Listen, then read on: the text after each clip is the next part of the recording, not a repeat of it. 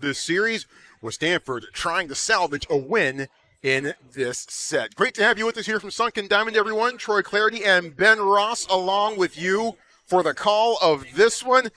Ben, kind of a tough first two games of this series. Kind of a pitcher's duel on Saturday in the series opener. All the runs were scored in the game by the middle of the third inning. Of course, Creighton scored all three of the runs that it needed en route to a 3-2 win over Stanford on Saturday. And yesterday, a tough pill to swallow. Christian Lim, terrific. 6 1/3 innings of shutout ball, struck out 11, walked 2. Stanford appeared poised to close out the Creighton Blue Jays, up 1-0 in the top of the ninth inning, and then everything just spiraled out of control. The Blue Jays dropping an 8 spot on Stanford en route to an 8-2 win. Yeah, obviously yesterday's loss hurts. I think to your point, Stanford's pitching outside of that ninth inning yesterday has been pretty good in this series against a very talented lineup, a team that's averaging better than 9 runs per game this year in Creighton. I think the key today for the Cardinal is obviously going to be to get the lineup going. Just 2 runs in each of the first 2 games of this series. For the season, the Cardinal averaging just 4.5 runs per game. So I think the lineup is going to need to get going. And again, we knew coming into this year there would be changes for Stanford. A lot of losses from last year's team. Might take a little bit of time to find how this team is going to work this year and come together and who's going to step up and fill some of the offensive voids. I think that still remains to be seen, but obviously it's a much different feeling if you can come out and win the series finale rather than getting swept. Yeah, it's been a season of lessons learned so far for Stanford. Some positive and some you kind of take a bump on the head like the Cardinal appeared to do yesterday. But the beauty of baseball is that today is a brand new day as the Stanford Cardinal have taken the field. But first, let's get you the Creighton batting order. Creighton coming into this week batting .321 as a team. Leading off, Tate Gillen. Hogan Helligso moves up to the 2 spot. He's the DH for today. Nolan Saylor's been a terrific bat for the Blue Jays, not just all season, but certainly this weekend. He's batting 3rd. Teddy Dieter's in the cleanup spot. Will McLean batting 5th. Matt Sherman in the 6th spot. Ben North batting 7th. Connor Capisi making his series debut. He's batting 8th, the catcher. And Kyle Hess rounding out the Blue Jay batting order. Gillen, Saylors, McLean, Hess are lefties. The head coach of the Blue Jays is Ed Service. Defensively for the Cardinal in the outfield from left to right, it's Court McDonald, Saborn Campbell getting the start in center today, Brady Reynolds out in right. Around the horn, Gabe Springer getting the start at 3rd, Timo Becerra moves over to short, Owen Cobb at 2nd, Jimmy Natai at 1st, Malcolm Moore behind the dish, and on the mound for the Stanford Cardinal to start today is a fantastic freshman from Visalia, Joey Volchko, 6'4", 205 pounds. Volchko getting the first start of his Cardinal career. Also about to make his 9th appearance of the season. An 0-0 record, 3.86 ERA, 9 in the 3rd innings pitched, 7 hits, 6 runs, 4 of them earned, 12 walks and 11 strikeouts. Opposing batters hitting .219 against Volchko, who has thrown 4 wild pitches and has hit 1 batter in his season so far. And of course, the Clark and Elizabeth director of baseball is David Esker. You heard the kid. Play ball. Here we go. Stanford versus Creighton. I think the key for Volchko today, you mentioned the walks, and often for young pitchers, control can be an issue. Get ahead in counts. He's got great stuff. Highly touted freshman coming in here. 11 strikeouts in 9 1/3 innings, but those 12 walks stand out. So if he can get ahead in counts, that's going to be key against Creighton. Now, Volchko, terrific velocity, has hard stuff. Can he command it? We'll see. But here we go. As Volchko rocks and deals. Fastball down low for ball 1. Away we go. Cardinal and the Blue Jays, the series finale. Enjoy the game, everybody. Tate Gillen standing in and looks at ball 2, the fastball outside. Gillen, a sophomore from Overland Park, Kansas, slashing .319, .479, and .444 with 1 home run and 19 RBI. That one's right down Palm Drive. 2-1 the count now to Gillen, who is 0 for 7 so far in the series. Struck out 3 times yesterday. The 2-1 pitch. Fastball again. Gillen just in front of it, 2-2. Mike Lusky, the home plate umpire for this afternoon. It's not afternoon yet. Habit. Sorry. Jason Venson at first, Angel Campos at second, and Daryl Mason is at third. 2 balls and 2 strikes. The pitch. Fastball misses, and the count full. At least you didn't say night, which is what I tend to do, regardless of what time the game is. But yeah, rare morning baseball on a Monday. Yeah. Payoff pitch on the way. Takes a little something off of it. Gillen just gets enough of it. Count stays at 3-2. Rare that it's an 11 a.m. start. Also rare that this was a Saturday, Sunday, Monday series, but that's because this past week was finals week on the farm. The 3-2 pitch from Volchko. Fastball low. Went about 59 feet to Malcolm Moore. And Gillen on board with the leadoff walk. Well, that's what we talked about with Volchko, obviously wanting to avoid the walks. Give Gillen credit there, though. He made him work in that at bat and earned his way on base. And you mentioned he's 0 for 7 in the series, but he has now been on base 3 times via the walk, so at least getting the job done in that standpoint as a leadoff man. Here's Hogan Helixo, junior from Omaha. Shows bunt. Doesn't go for it. The slider misses outside for ball 1. Helixo slashing .350, .471, .450, no home runs, and 9 driven in. 3 for 9 with an RBI so far in this series. 1 ball and no strikes. Volchko, with that animated wind up and delivery, goes low again with another fastball. This series has largely been defined by pitching and defense, except for 1 inning. That top half of the 9th inning in particular yesterday, in which the Blue Jays scored 8 times. En route to an 8-2 win over Stanford. The 2-0. Shows bunt again, but this one a slider goes over 2-1. Well, this situation, if you're Volchko, if the bunt remains on, you really do have to come into the strike zone if they want to give you an out early on, even for the sacrifice. Runner going. Lace to right, down the line, hooking foul. And so that time the Blue Jays electing to go hit and run, and pretty good swing of the bat by Helixo. Just missed that right field corner. Helixo, all Big East second team last year. Yes, Houston Christian in February walked 3 times and scored 4 runs. The 2-2 pitch.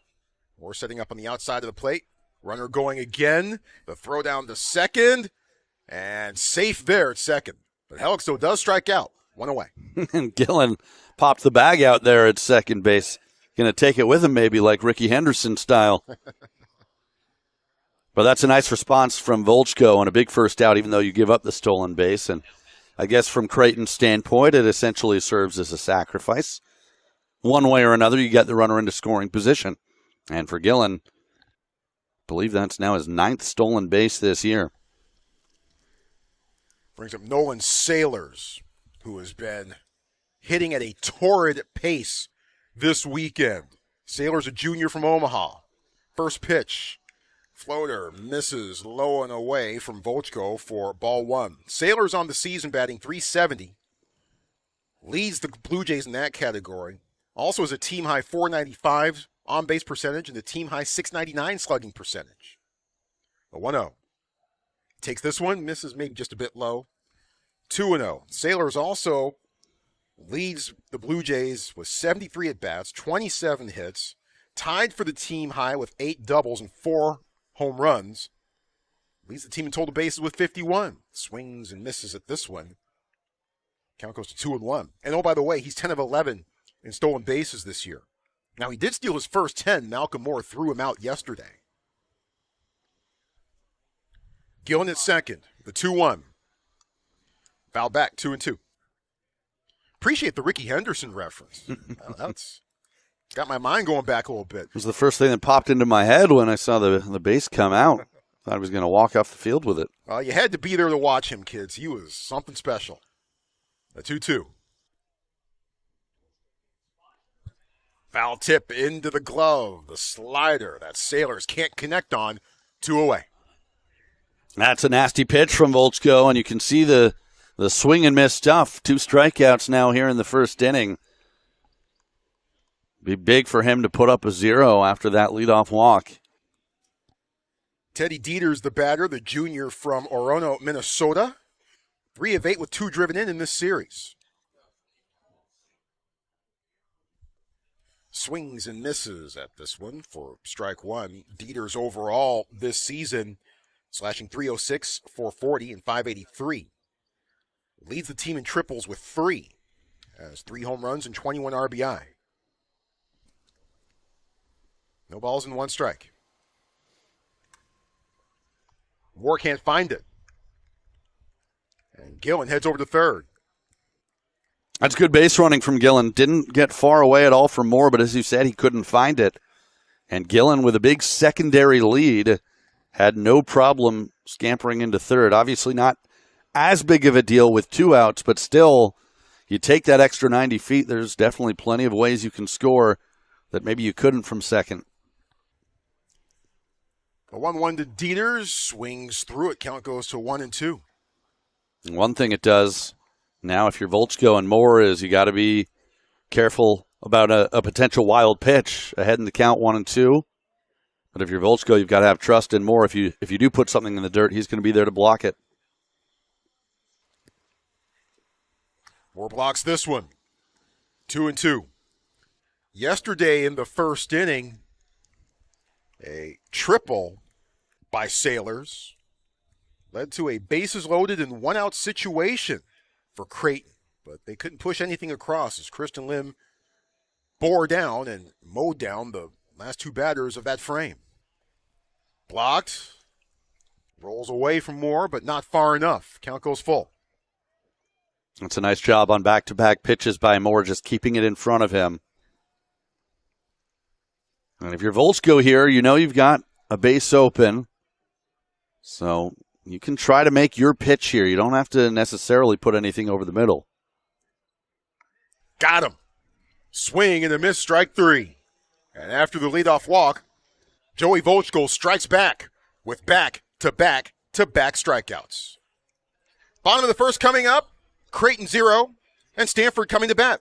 Let's give you the Cardinal batting order right here and now, and it starts with Malcolm Moore, who was bumped up to the leadoff spot in yesterday's contest for the first time this season. We'll tell you how that went in just a moment. Jimmy Nadai has been the most consistent bat for Stanford. He's moved up to the 2 spot. Court McDonald batting 3rd. Brady Reynolds batting 4th.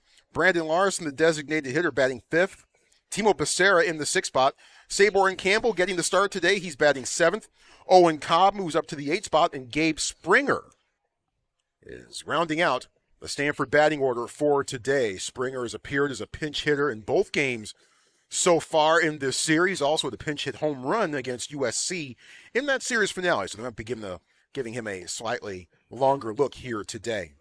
Defensively for Creighton in the outfield from left to right, it's Nolan Sailors, Tate Gillen, and Teddy Dieters. Around the horn, Matt Sherman at 3rd, Ben North at short, Kyle Hess at 2nd, Will McLean at 1st, Connor Capisi behind the plate, and on the mound is Jack Pino for the Creighton Blue Jays, the freshman from Thunder Bay, Ontario. Pino about to make his 5th appearance and 4th start of the year. An 0-1 record, an ERA of 2.20, 16 in the 3rd innings pitched, 10 hits, 4 runs, all earned, 18 strikeouts versus 10 walks. Opposing batters hitting 172 against Pino.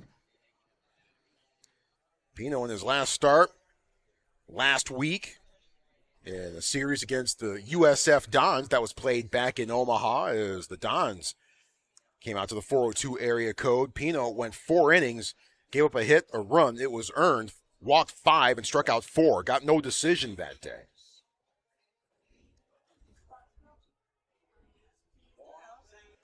Well, you mentioned that Pino is from Thunder Bay, Ontario, and I think it's therefore the law that he had to play hockey, which he did in high school. He was drafted, actually, in the OHL, the Ontario Hockey League.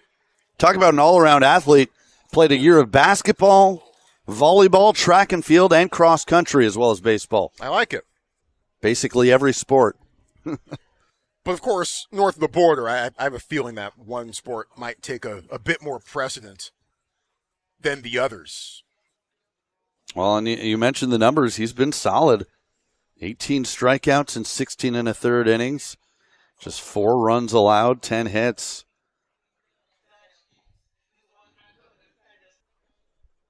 Looks like, what's he looking for here? Some sunglasses, perhaps? Yeah, a bit of an equipment change of sorts. Matt Sherman, the third baseman, might be making sure he's got the right stuff out there to do the job. Creighton coming into this series had a team ERA of 4.51. That was good for second in the Big East.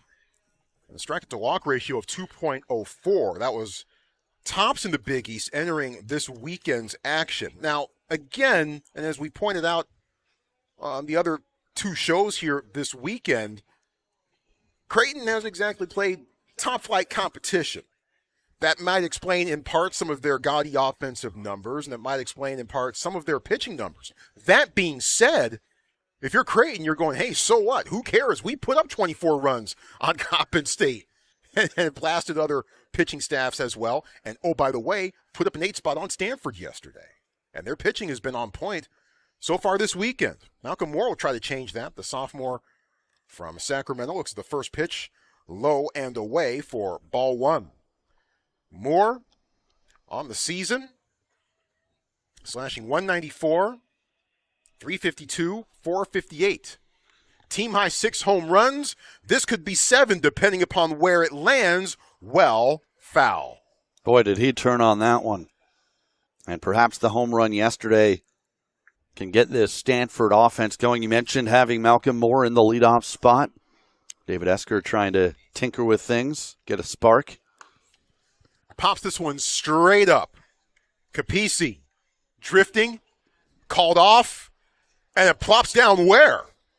Boy, that was perilously close to being in fair territory. Wow. But it's called a foul ball.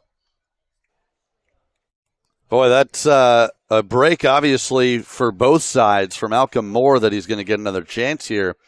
And for Creighton, that it rolled foul. That was up in the air for a long time. That's where you need that infield communication. Typically, you don't want your catcher to have to make the play. Yep. That's either first base or third base. And I did hear someone call for it, but it came down. Yeah, I thought it was Capisi's when I first came off the bat and saw where he was positioned. Then Sherman called him off and came in, and then all of a sudden he couldn't find it either. 1 ball, 2 strikes. Got him. Can't find the handle, but does get the put out at first. That was perilously close. Credit to Malcolm Moore. Hustling, made that play extremely tight at first base. Yeah, Moore 2 for 4 with the home run and the RBI. The solo shot, a blast in the bottom of the 9th inning. It ended up being the final tally in yesterday's 8-2 win for Creighton. So early returns on Malcolm Moore in the leadoff spot seemed decent. We'll see how that goes. Jimmy Nadai, a lot of sample size on that young man so far this year. He's been incredible. First pitch from Pino is inside for ball 1. Nadai leads Stanford in batting average at .342, slugging percentage at .534, on-base percentage at .437. Also leads in total bases with 39 as he cranks that one foul down the third base line. 1 ball and 1 strike to Nadai. Some sun, some clouds, not as much breeze as there certainly was here yesterday. 57 degrees at first pitch. Typical late March, late morning here in the Bay Area. Up and in, Nadai has to shy away from it, 2-1. This is one of the few ballparks where I kind of hope for overcast skies just because of our location behind home plate. It can get a little bit toasty. Fouled off. I always tell people that the warmest place on this campus is always the front row of the press box. I think you're right. Sunken Diamond, which is exactly where we are, and especially the corner where we are. The sun kind of tends to hang out there for a bit longer. Not sunny right now, though. The 2-2. Fastball, outside corner. Got him looking. How about the start for these pitchers? 3 strikeouts for Volchko in the top of the first, back-to-back Ks for Pino. Couple of young right-handers, freshmen, doing work. That brings up Court McDonald, sophomore from Arlington, Texas. 3 for 7 with an RBI so far this series. McDonald 324, 410, 412 his slash line. Breaking ball too far inside to McDonald. Ball 1. McDonald's older brother Caden plays at Princeton. And Court is on board. Base hit. And that's great hitting there. Just send it right back where it came from. First hit for either team. And Court McDonald continuing his strong season with his 23rd hit. Brady Reynolds, the batter. Freshman from Bakersfield. Slashing 292, 417, 417. 1 home run, 7 driven in. That home run coming against Penn State, a 3-run shot on February 25th. 1 on, 2 out, bottom first. Scoreless. Ball goes over for strike 1 to Reynolds. Creighton out of the Big East. They were picked to finish tied for 4th in the Big East preseason poll this year. No balls in it. 1 strike, off speed. Is upstairs for ball 1. UConn picked to win it all in the Big East in baseball, followed by Xavier, Seton Hall, and Creighton tied with Georgetown in the preseason poll. 1-1. Curveball, pulling the strings, swing and a miss. Reynolds down in the count, 1-2. They really wait a long time to open conference play in the Big East. Won't be until April 5th when Creighton hosts Butler for a 3-game series. A little hard to play baseball in much of Big East country through the month of March. Got to get out to the warm weather climates. Creighton last year entered the month of May at 23-15. Then they lost 9 of their last 11 to close out the year. Finished 25-24, and that kind of stuck in the Blue Jays' craw all season long. 1 ball, 2 strikes. Curve, got him. Swing and a miss. 3 strikeouts for Pino. 3 strikeouts for Volchko. We are on track for another pitcher's duel here. Small sample size, but let's find out together. Start of the second coming up in just a moment. Scoreless on Pac-12 Insight. McLean slashing 278, 391, 347. 1 home run and 14 RBI. Fastball low and away from Joey Volchko, who got the start. Was originally Nick Dugan was listed as the probable for today's game. But David Esker and Thomas Eager, the Kathy Wolf assistant coach, changing things up a little bit. Going with the freshman today. Volchko, certainly a lot of eyes on this young man. First team high school All-American his senior year. Had an ERA of 0.59 as McLean fouls that one off. 1 ball, 2 strikes. Part of a very highly touted freshman pitching class for this Stanford team. Saw Christian Lim yesterday, Aiden Keenan, another guy in that group. The 1-2 pitch. Bounces. Ben Reimers handling it. The young freshman pitcher over in the Stanford dugout.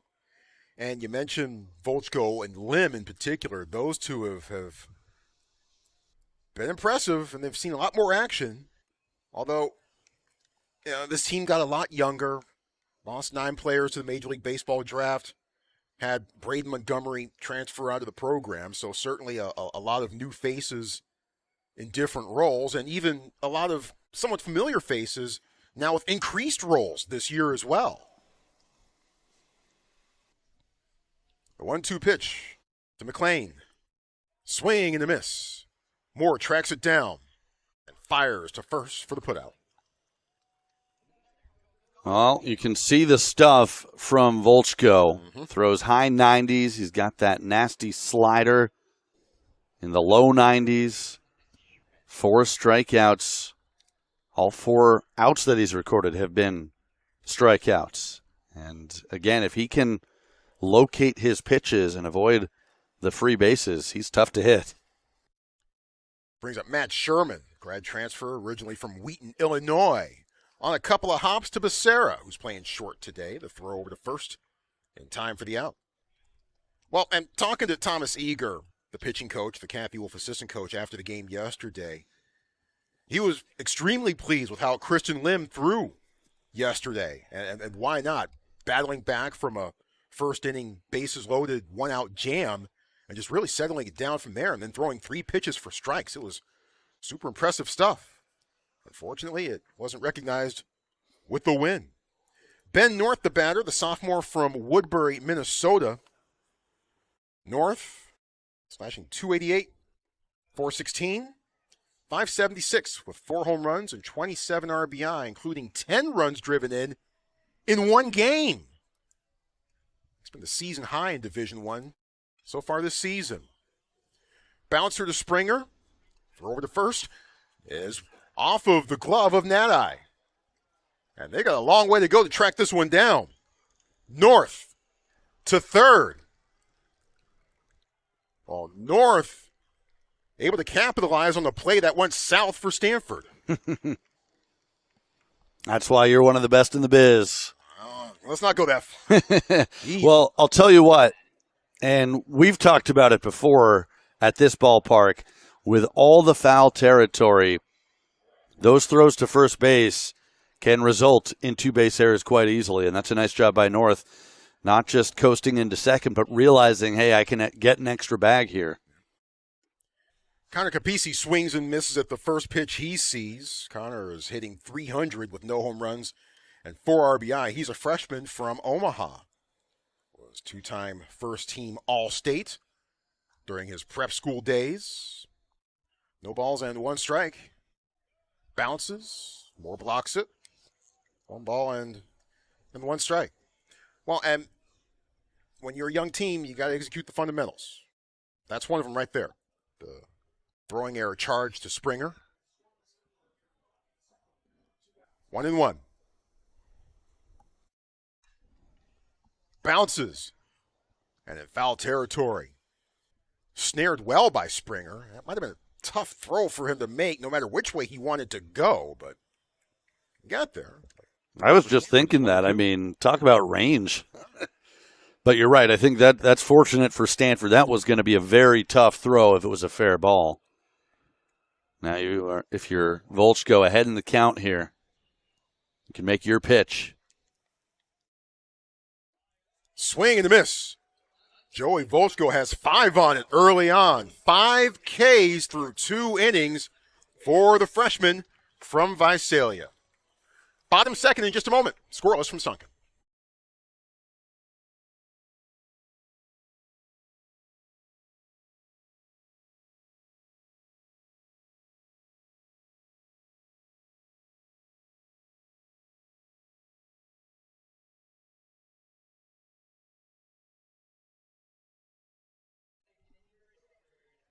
Thanks for joining us here on Pac-12 Insider. Sunken Diamond.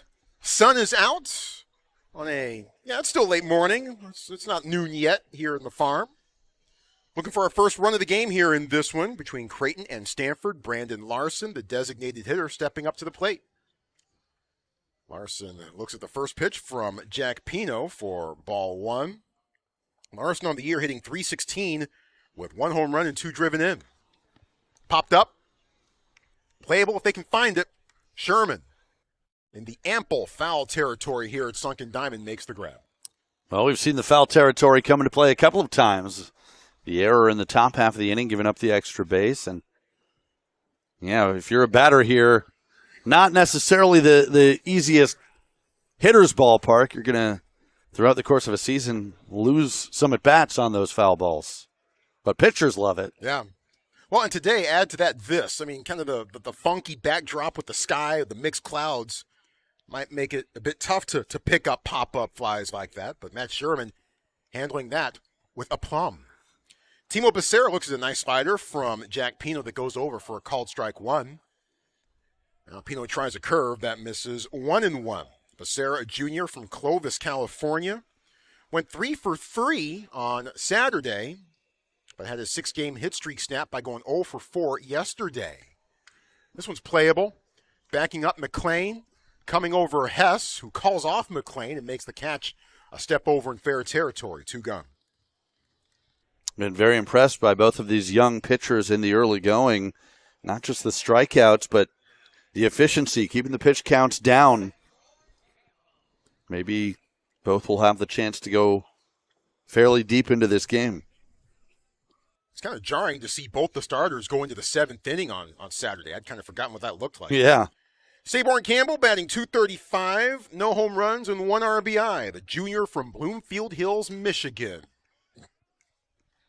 Takes the first pitch and pops it foul behind us for strike 1. Saborn getting the start in center field today. Looks at an 0-1 pitch, curve high and inside.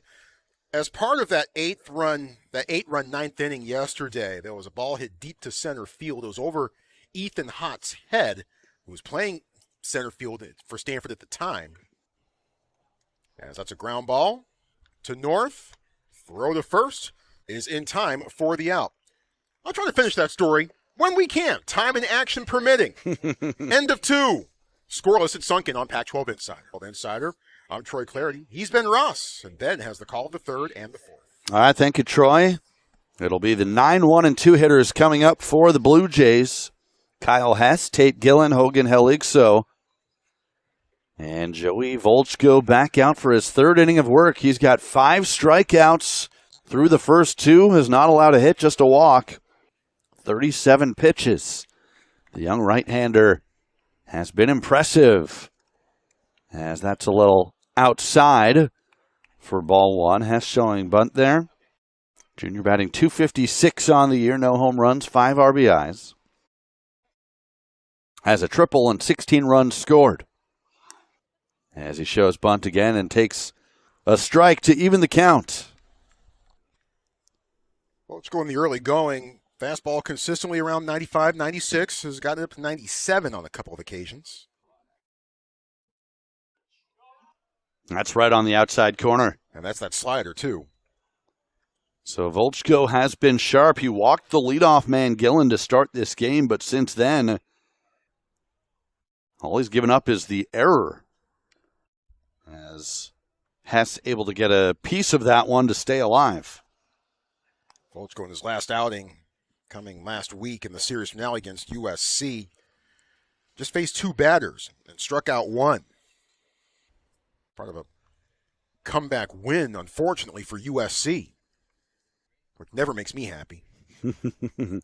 There's another strikeout. Moore throws to first to complete it. 6 Ks for Joey Volchko the first time through the lineup. He has been dominant. 6 strikeouts, and by my count, he's only thrown first pitch strikes to 2 of the first 9 batters that he's faced.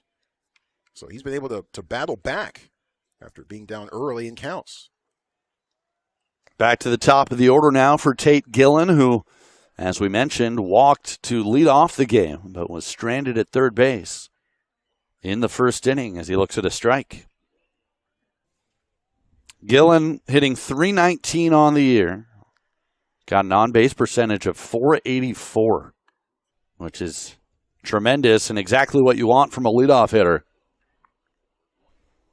1-1. Gillen a home run, a triple, and 4 doubles this year. 19 runs batted in. As he pulls that to the right side and past the diving Cobb for a base hit. So that's the first hit of the day for Creighton, a 1-out single in the 3rd.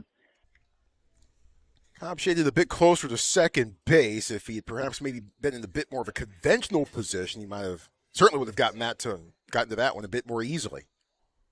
But a good piece of hitting by Tate Gillen. And that's his first base hit of the series. He's got 9 stolen bases this year, including 1 in the first inning today. So Volchko will keep a close eye on him with Heligso coming to the plate. And a good block by Moore on ball 1. Heligso, a strikeout victim in the first inning, still batting .341 on the year. No home runs, 9 runs batted in.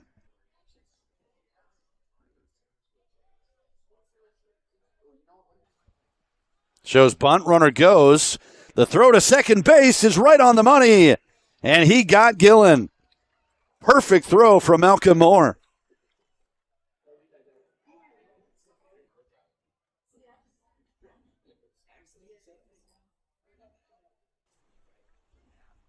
So that's the second out of the inning. Just the third time this year that Gillen has been caught stealing. And now the 1-1 pitch from Volchko. Fouled away. Well, catchers can be a pitcher's best friend in more ways than one. And that's certainly one of them. Cutting down base runners, getting the second out of the inning, and Volchko maybe one strike away from having a clean frame. 2-2. Well, this Creighton team can steal some bases. They don't get caught often. That was just the fifth time all year that the Blue Jays have been caught stealing. They're now 39 for 44. And the count full with Nolan Sailors waiting on deck. This Creighton team off to such a great start this year, 17-3. They're 5-0 on the road. As Heligso able to get a piece and stay alive. Blue Jays have won 4 games in a row, looking for the series sweep here at Stanford. Be a heck of an accomplishment for this team. Another payoff pitch, got him swinging. 7 strikeouts for Joey Volchko through the first 3 innings.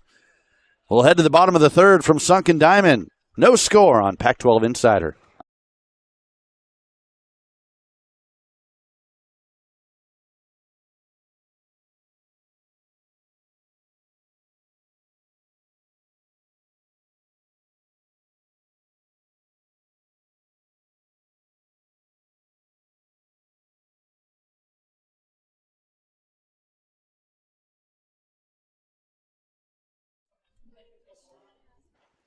We head to the bottom of the third at Sunken Diamond. No score between Creighton and Stanford. And a new pitcher coming in for the Blue Jays, another freshman, left-hander Eli Nissen. 5'10", 200 pounds from Minot, North Dakota. Went to Minot High School. He'll be making his 5th appearance of the year, including 2 starts, a 1-0 record, a 4.09 earned run average, 13 strikeouts, just 2 walks in 11 innings of work.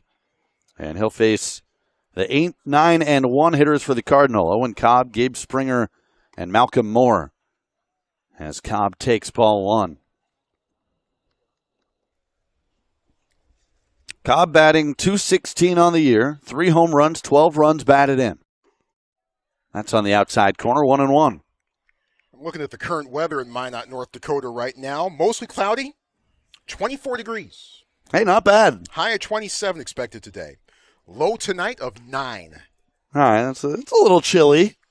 Might need a jacket. I'm sorry, let me rephrase that. Low tonight of 2. Oh, okay. Might need a couple of layers. And it's late March, too. I can only imagine what it's like in January. I'd rather not think about it too long.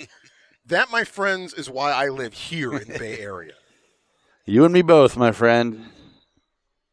2-2 count on Cobb. Now a full count. Well, I did spend a couple of years living in Billings, Montana, and so that was my experience with real winter. Uh-huh. I chose not to return. You opted out? I opted out when I had the opportunity. Pop up on the infield. Hess calls for it at second base and makes the catch for out number 1. A lot of pop-ups today here in the early going. Pino induced a couple.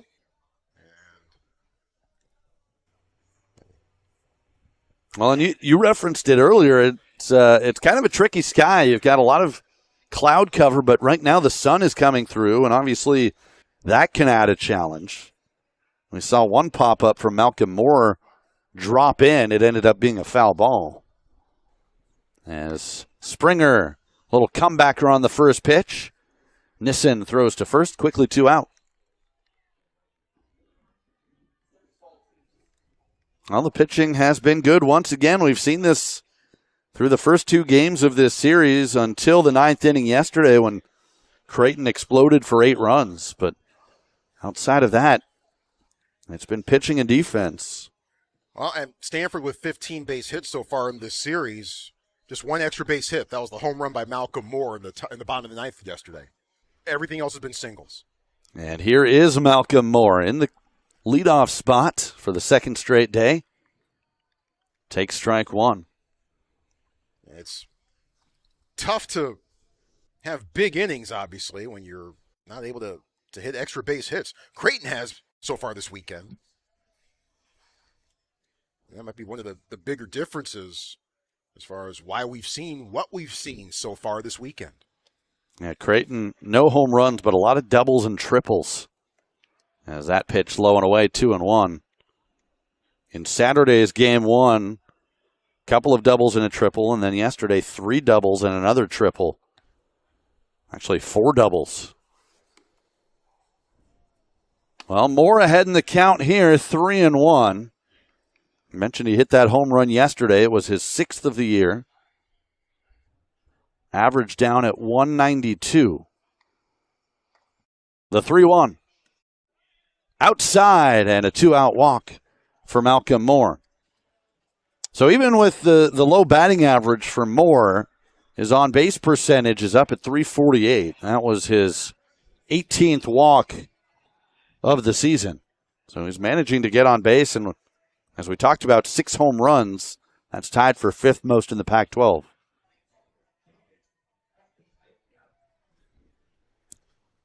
Now here's Jimmy Nadai. He was a strikeout victim in the first inning, batting .338 on the season to lead the Cardinal. 1-0. When you talk about extra base hits, Nadai has 11 of them, 9 doubles, a triple and a home run. He's driven in 11 runs this year. A sophomore from Australia. Another pop-up. This one going to be in fair territory, and McLean makes the catch to end the inning. So a 2-out walk and nothing else in the third. We'll head to the 4th inning. It's been all pitching today so far. Creighton and Stanford scoreless.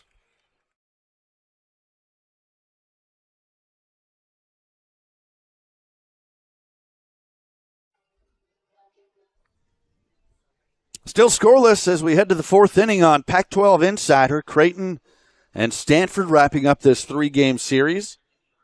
Cardinal trying to avoid a sweep. And Joey Volchko back on the hill for his 4th inning of work. He's been terrific so far. Through 3, just 1 hit and 1 walk, allowed 7 strikeouts. He'll face the heart of the order here, beginning with Nolan Sailors. Takes ball 1. Yeah, I think this is a crucial inning here for Volchko. Gone one time through the order, but now he's facing the heart of the order once again. What's he got?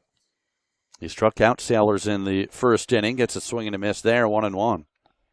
That's the 54th pitch that Volchko has thrown so far this afternoon. 1-1 pitch. 2-1. Well, Sailors, we've talked about, he's a dangerous hitter. Batting .365, 4 home runs. That's tied for the team lead. And 23 runs batted in. Sailors having a big series, 5 for 9 with 3 RBIs. Junior from Omaha, hometown kid. 2-1 pitch. And did that hit him? Yes, it did. So Sailors aboard to lead off the inning. That just got a piece of him. Just the second hit batter this year for Joey Volchko.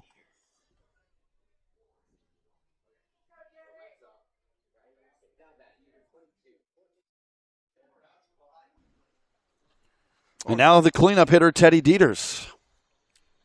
Creighton has had a base runner on in every inning so far, and nothing's come of it. The leadoff walk to Tate Gillen to begin the game, but then Volchko mowed down the next 3 batters that he faced.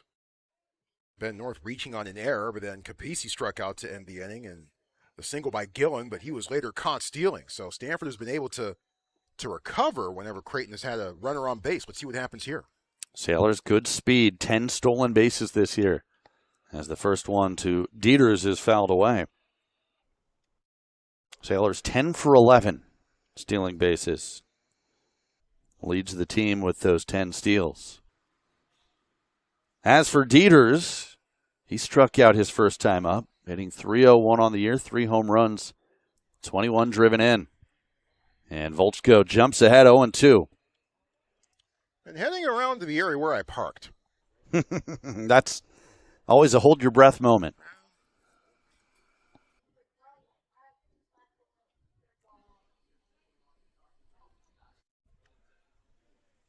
Here's the 0-2.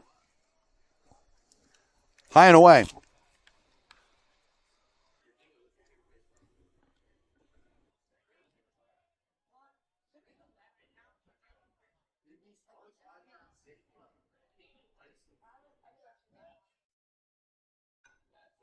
Chop it to short, this could be 2. Becerra to Cobb, and they'll get the lead runner. And that's all. So 6-4 on the fielder's choice, 1 away. And the batter will be Will McClain. Yeah, Becerra kind of bobbled the transfer there a little bit as he tried to get the ball out of his glove and into his throwing hand. And that little half second of uncertainty may have cost Stanford the chance of turning a 6-4-3 double play.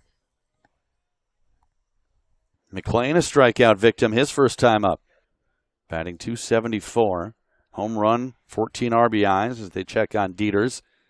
He's back safely. Another guy you have to keep an eye on. 7 stolen bases this year in 7 attempts.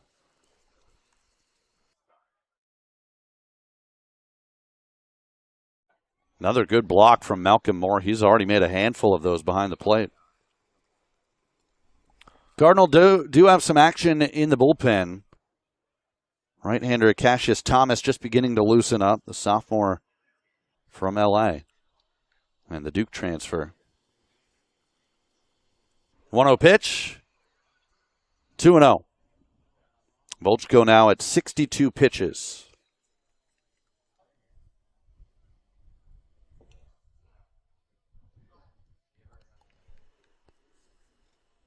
No score in the top of the 4th. 1 out, Dieters on first. And now 3-0 to McClain with Matt Sherman on deck. Volchko had thrown 51 pitches in 3 innings of work at Cal on March 5th. But now he has a new career high in pitch count. And that's a 4-pitch walk. So perhaps running out of gas a little bit here with that career high pitch count. 2 on and 1 out. And we'll get a visit to the mound for the Cardinal. Thomas Eager walking out. Christian Lim yesterday threw 95 pitches. And Thomas kind of lamented the fact that it took Christian 30 about a lot more pitches to get through the first inning than you would have preferred. So unfortunately, Christian not able to go quite as deep into the game. I mean, he still threw 6 in the 3rd and looked terrific.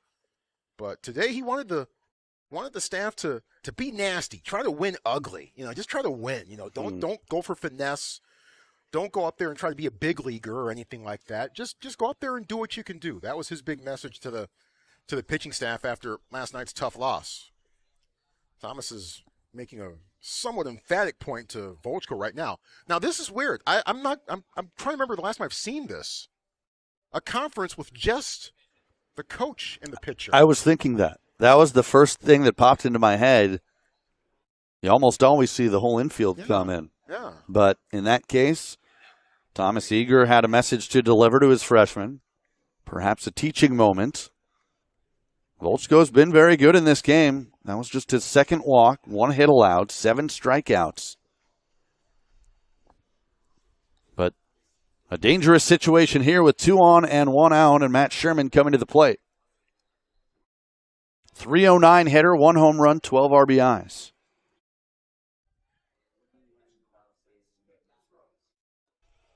One and 0. Sherman grounded to short his first time up in the 2nd inning.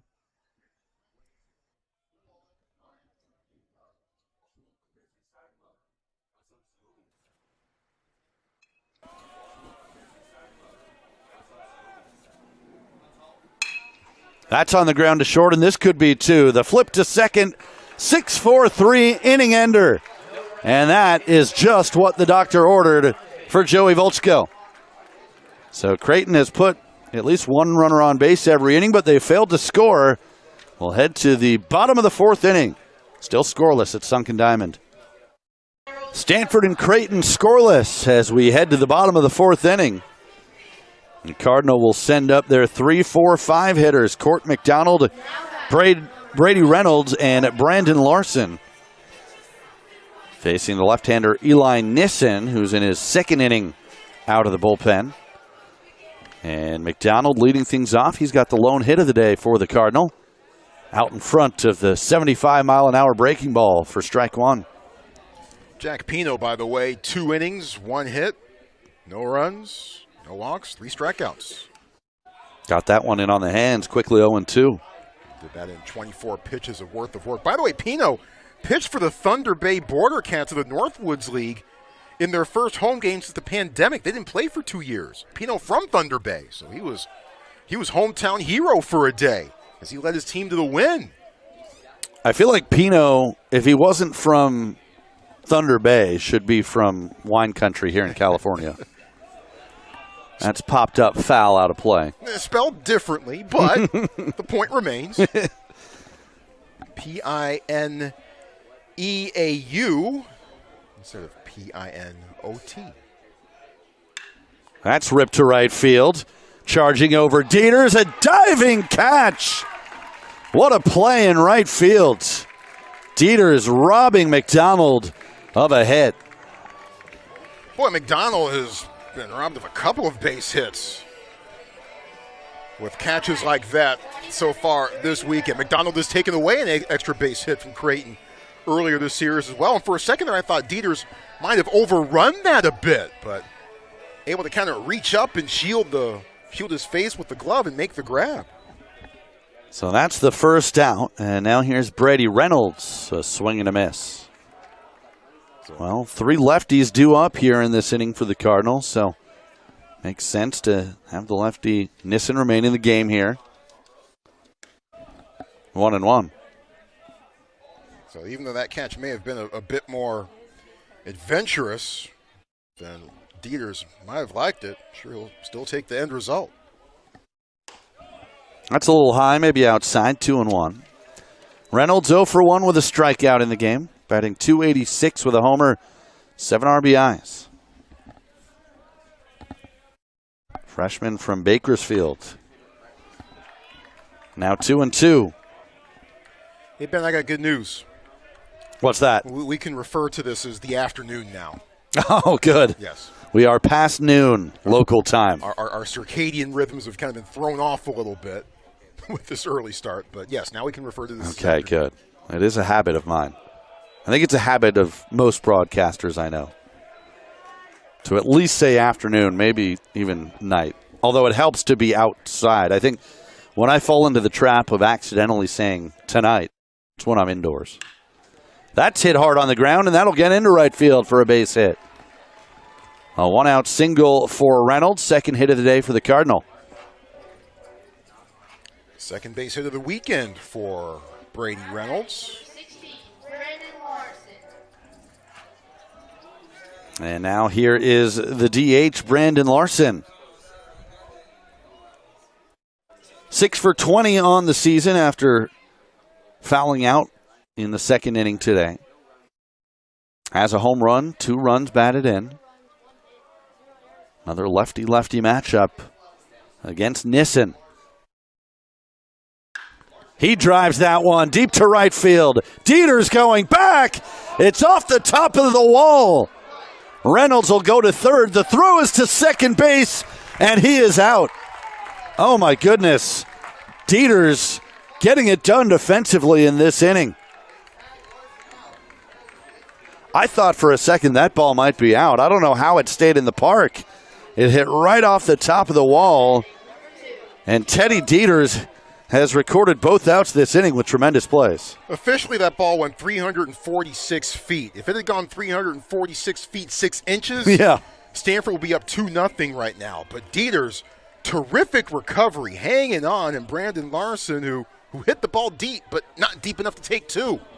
Timo Becerra, the batter now with 2 outs and a runner on third, takes a strike. Well, it kind of feels like that's just the way it's been going for the Cardinal this weekend. That's a tough break, so close to a 2-run home run. Now you end up with Larson thrown out at second and 2 outs in the inning. That's outside 1-1. 9-4-6 on the putout.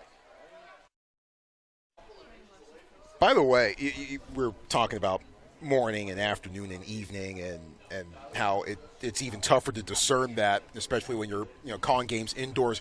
How do you think the guys who were calling the men's basketball tournament games that were tipping off at 10:45 in Salt Lake the other day, how do you think they felt? I still would have been saying tonight. What possible reason is there to be tipping off at 10:45 a.m. in Salt Lake when you have regionals in like Pittsburgh? Right. And Charlotte. I thought that was the whole point of having them in different regions. And those East Coast regions were tipping off, sub-regions were tipping off super late into the night. Probably like 10 o'clock local time. That's a strike, 1-2. Well, of course, we had a heck of a game last night here at Stanford. The Cardinal women's basketball team surviving, getting by Iowa State, going to the Sweet 16. That was something. In overtime. Anything happened basketball-wise on this campus over the last 12 hours? Any news? I don't think much, as that's fouled back. Of course, if you haven't heard, Kyle Smith announced as the new head basketball coach, men's basketball coach. Did a great job at Washington State these last 5 years. Made it to the round of 32 this season with the Cougars. I like that hire a lot. I think he's going to do a great job. So do I. 1-2 pitch. High and away, 2-2. That's been busy times here at Stanford. A little bit. And if Kyle Smith doesn't get National Coach of the Year honors for what he did up in Pullman this year, something is horribly, horribly wrong. He's already won Pac-12 Coach of the Year as Reynolds trying to induce a balk from Nissen, got the step off. And make no mistake, I mean, it's going to be a job for him, for Stanford, this upcoming year. With all the graduations, maybe some transfer portal stuff happening, who knows? That's slicing to right center field, long run, and it's a base hit. And the run comes home. Reynolds scores. It's an RBI single for Timo Becerra. And Stanford on the board first, 1-0. Well, Timo had a 6-game hit streak snapped yesterday. Perhaps he's starting a new one here with an RBI single. And a nice piece of hitting as that ball hit the center, just sliced away from Gillen. Stanford able to score the first run of the game. There is action in the Creighton bullpen, and the Blue Jays will be making a pitching change here. So we'll step aside and tell you about the new Creighton pitcher when we return. Stanford on the board, still at bat in the 4th inning, up 1-0.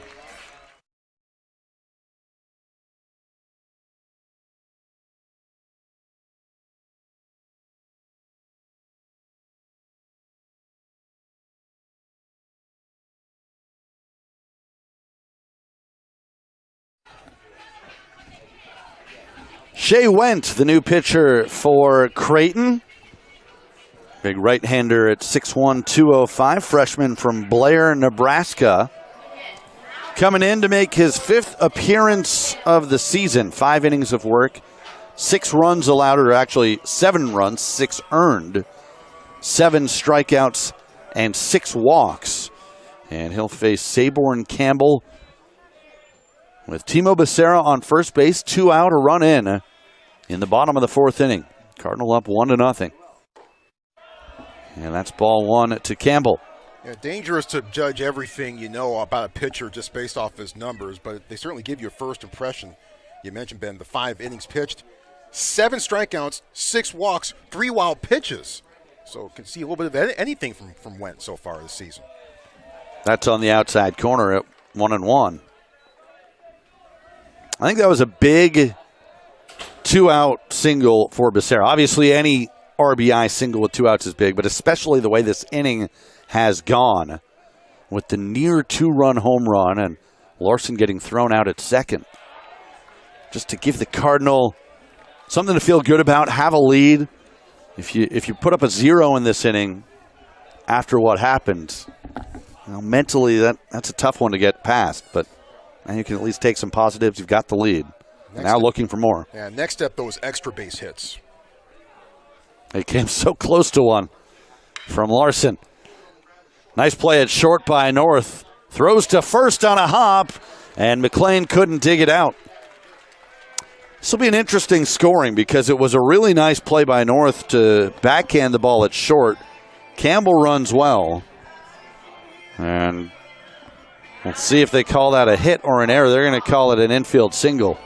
I think that's a good call. Yeah, and I think Campbell may have caused that little bit of a problem digging it out by McLean, because I think McLean maybe misjudged a little bit just how fast Saborn was coming down the base paths. And once he finally figured out, and he kind of maybe lost concentration for that just instant, and maybe prevented him from putting the clamps on the ball. 2 on, 2 out now for Owen Cobb. And a breaking ball in there for a strike. So Stanford trying to add it to this 1-0 lead. Cobb popped out in the third inning. He's batting .213 on the year. 3 home runs, 12 runs batted in. 1-1.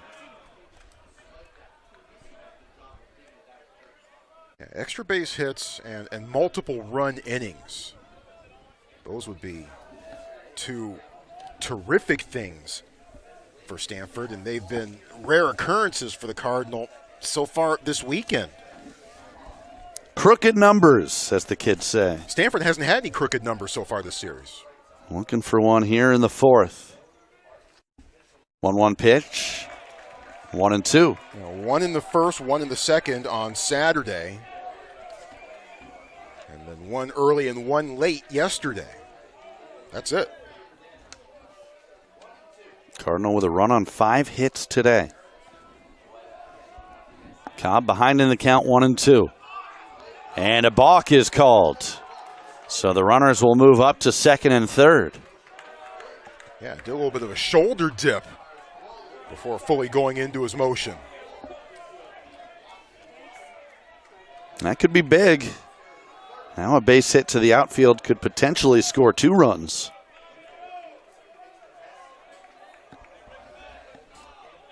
Went the 1-2 pitch. Nice job by Cobb to fight it off. Pretty good curveball at 76 miles an hour. So that's the first balk of the season from Wendt, who, as we've hinted at, kind of seems in some ways perhaps to be a feast or famine type pitcher. Well, you referenced the 3 wild pitches. That's important here with the runner on third. The 1-2. Another foul. Becerra sprinting off of third base, trying to draw another balk before that pitch from Wendt. If you're the pitcher in this situation, you got to be focused entirely on the batter. And that's strike 3 called. So a nice recovery from Wendt after the balk. He catches Cobb looking and strands a couple of runners in scoring position. The Cardinal do score 1 run at the end of 4. It's Stanford 1, Creighton nothing. We head to the 5th inning. And once again with the play-by-play, Troy Clarity. Thank you, Ben. As we begin the 5th inning with the bottom of the order for the Blue Jays. 7, 8, 9, beginning with Ben North, who reached on an error by Stanford third baseman Gabe Springer back in the 2nd inning. Vochko still on the mound, about to throw pitch number 67. A career most for him. 96-mile-an-hour fastball goes down low. Vochko ran into a little bit of trouble in the 4th with 2 on as he hit the leadoff batter Nolan Sailors. And then Will McLean walked. But Matt Sherman hit into a 6-4-3 double play to end the mini threat. 1 ball and 1 strike to North. That one just misses a little bit, 2-1. Trevor Moore is warming up in the Stanford bullpen. The 2-1. Crank to short, and scoots underneath Becerra's glove. That's a base hit. Just the second base hit for the Blue Jays today. I was going to say, once again, Creighton getting a runner on base. That's the third inning that they've put the leadoff man on through the first 5. And as you referenced earlier, Troy, they've now had a runner on base in each inning. Connor Capisi. Capisi struck out to end the second. Pitch misses up high for ball 1. Creighton had an intriguing season opening series at Coppin State in Baltimore. They opened the year in that series with a 24-0 win over Coppin State, as the count goes to 2-0 on Capisi. That was a Friday game. They had snow in Baltimore, which is where Coppin State is, and so that snow on Saturday forced a Sunday doubleheader to try to close out the series. The 2-0 pitch. Oof. Off of Moore's glove. And North holds up at second. That ball just appeared to maybe slip out of Volchko's hands a little bit. Still went 96 miles an hour. But the wild pitch allows North to advance over to second. That's never fun in the batter's box. You're squaring around a bunt. You see one coming 96 toward your head. Caprese stayed calm, got out of the way. Joe's bunt again. This one misses just a bit high for ball 4. So 2 on and nobody out, with Kyle Hess coming to the plate. And Thomas Eager coming out of the dugout. We might be seeing Trevor Moore here pretty soon. Yeah, he's getting pretty hot down there in the bullpen, and there's the call. Yep, there's the point. Trevor Moore about to come in for the Cardinal. We'll finish Creighton's intriguing season opening weekend at Coppin State for various reasons. 4+ for Joey Volchko. The freshman's afternoon ends here. Trevor Moore coming on. More on him in just a moment. Stanford ahead 1-0. Or the sophomore from Golden, Colorado. We saw him in the series opener on Saturday. He threw 2 scoreless and struck out 1 Blue Jay along the way. So with that performance, Moore's numbers on the season look like this. About to make his 10th appearance of the year. Does have 1 start. A 1-0 record and a 5.09 ERA. 23 innings pitched, 28 hits, 18 runs, 13 of them earned, 24 strikeouts versus 7 walks. Opposing batters hitting .295 against Moore. He's also hit 1 batter during the season. Ben North with a leadoff single. Connor Capisi walked. Those young men at second and first, respectively, with nobody out, and Kyle Hess coming to the plate. Hess struck out swinging to begin the third. Can't close the book on Joey Volchko just yet, of course. Volchko 4+, 2 hits, 3 walks, and 7 strikeouts, with a couple of wild pitches and 74 pitches thrown. And quite honestly, that line seems about on brand for where Volchko seems to be right now in his development.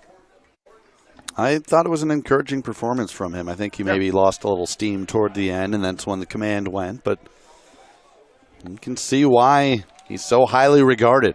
He's got a bright future. Kyle Hess, the Notre Dame transfer, will await the first pitch he sees from Moore.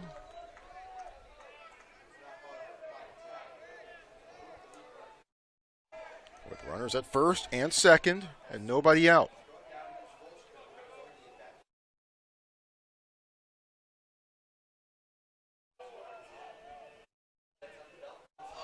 Shows bump inside. Ball 1 to Hess. Creighton's season began with a 24-0 win at Coppin State. That was day 1. Day 2 was snowed out, so they were forced to do a doubleheader on Sunday. Shows bunt again, misses down low, 2-0. So Creighton won the first game of that Sunday doubleheader. The second game started at 3:45 p.m. local time. Creighton's flight back to Omaha was scheduled for 7:45 p.m. The 2-0. Lays the bunt down. Moore fields it, but loses the handle. And everybody's safe. Well, it's the old trying to do one thing before you finish the other. You see it in football with a wide receiver trying to turn up field before he makes the catch. And same thing there, Moore just trying to make the throw before he fully had the ball. And credit to Hess, it was a good bunt. He was sprinting up the line. And Moore knew he had to hurry. And now a golden opportunity for Creighton.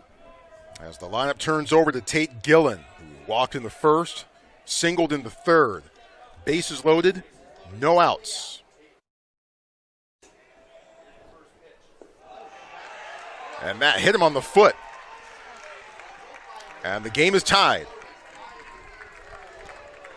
Gillen walks gingerly down the first base line. But North comes across and scores.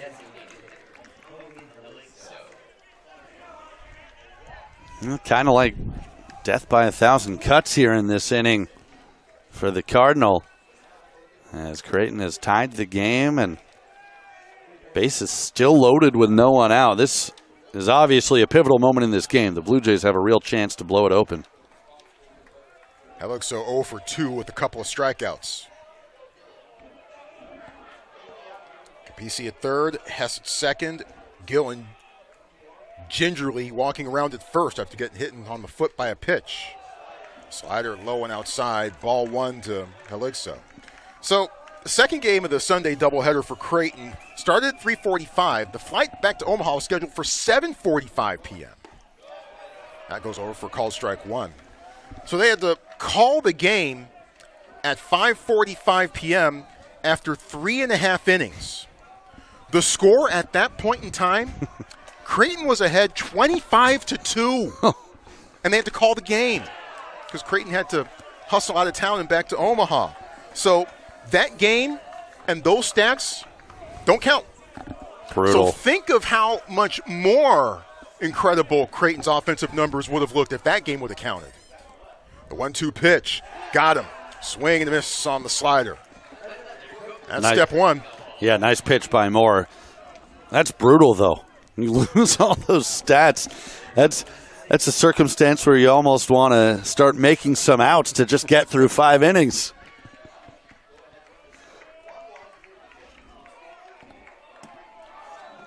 But work not done yet for Trevor Moore and the Cardinal. Here's Nolan Sailors, who's been lethal against Stanford this weekend. Hit by a pitch to begin the fourth, struck out in the first. Curve. Doesn't get the inside corner called. 1-0. 25-2 after 3.5 innings. Can you imagine what the final score would have been if they could get 9 in?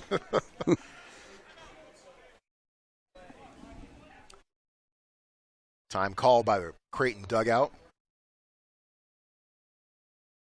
It's like something in the dugout was distracting. The umpires wanted to get squared away. It's fastball, inside corner called, 1-1.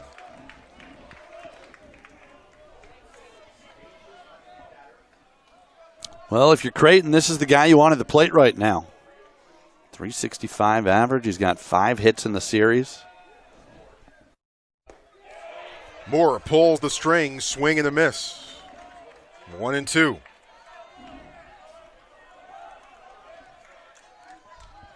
Sailor, a 3-hit game on Saturday. Had 2 more yesterday. Got him. Swing and a miss, strike 3. He doubled up with the off speed, 86 miles an hour. Had Nailers out in front, and that's a couple of huge strikeouts for Trevor Moore. Of course, not completely out of the woods just yet, but a little easier with 2 outs. Now you just have to worry about getting the guy at the plate. Blue Jay batters have struck out 9 times so far today. Teddy Dieters has 1 of them. Swings through this one, 0-1.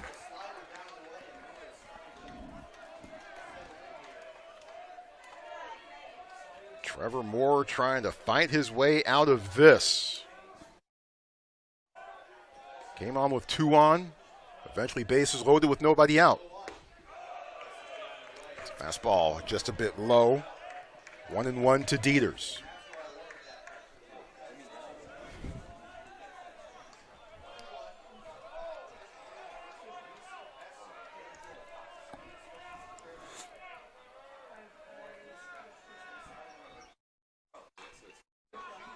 roller beyond the on-deck circle. And the count goes to 1-2.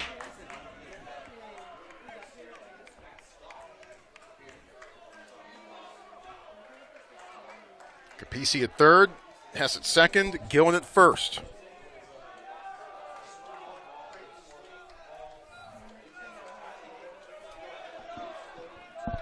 And the 1-2 pitch from Moore. On the ground, past Springer, into left field for a base hit. Capisi scores. Here comes Hess. He scores. Blue Jays lead 3-1. Tough break there for Moore. Wasn't necessarily hit all that hard. A chopper just past the diving Springer. And that's a nice bit of hitting by Dieters with 2 strikes behind in the count. Finding a way to put it in play. And this turns into a big inning for the Blue Jays. Creighton putting up a crooked number, something that Stanford has not been able to do so far this weekend. Here's Will McLean. Struck out to begin the second, walked in the fourth. Hits this one loudly to Cobb. And they throw over the first in time for the out. 3 across for the Blue Jays as they take a 3-1 lead over Stanford. Bottom 5th in just a moment. Bottom 5th here at Sunken Diamond. 3-1. Creighton has taken the lead over Stanford.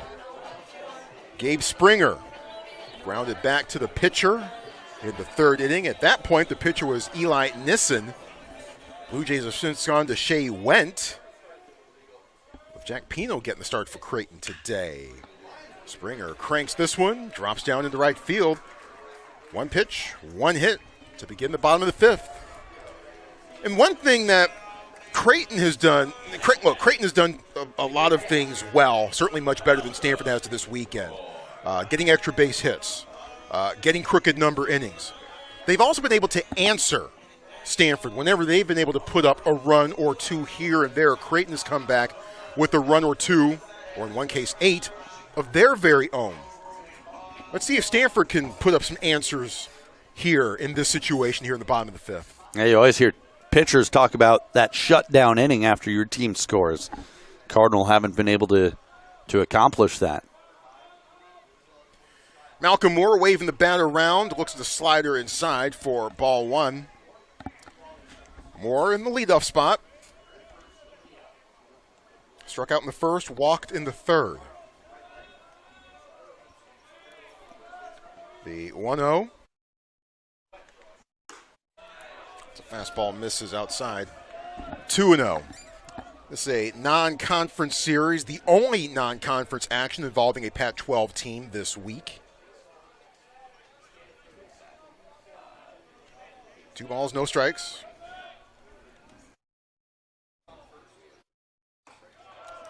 That one is a bit high, and Moore ahead in the count very quickly, 3-0. After this week's action of business, or this week's order of business was closed in Pac-12 action, Oregon State on top of the conference at 5-1. That tracks. Beavers were picked to win the conference this year. The 3-0. That's high, ball 4. Second walk on Malcolm Moore today.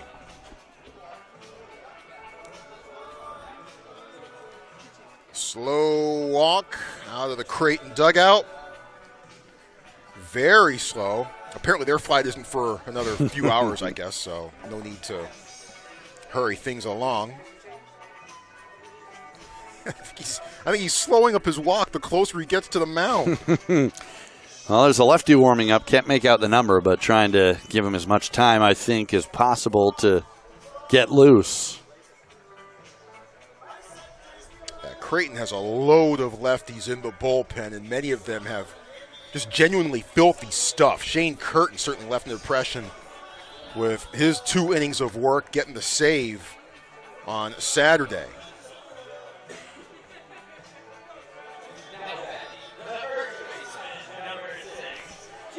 Well, Jimmy Nadai's the batter. Struck out in the first, popped up in the third. This is a big opportunity for Stanford. You talked about responding after your opponent scores. 2 on, nobody out. Middle of the lineup coming up. Swing and a miss on the fastball upstairs. Strike one to Nata. Oregon State 5-1 in conference. Oregon in second at 6-3. Bit of a logjam behind that. Three-way tie for third. Utah, Cal, and Washington State. Outside misses. 1-1. Washington State with a sweep of Arizona State and Pullman over the weekend. So they're on above 500 in conference play right now. 1 ball and 1 strike. Crack to left. Sailors. Makes the catch just shy of the track. Tagging up. Springer. And he's in. Man, 104 miles an hour off the bat there from Jimmy Nadai. Sailors was playing deep and able to cut that off. Tough break, though, for Nadai. Thought that might be a hit. Maybe extra bases off the bat. Well, that'll do it for Shea Went as we get to the lefty portion of the Stanford lineup. Blue Jays turn into their 4th different pitcher today. We'll tell you about him in just a moment. 3-1, Creighton leading, but Stanford threatening in the bottom of the 5th.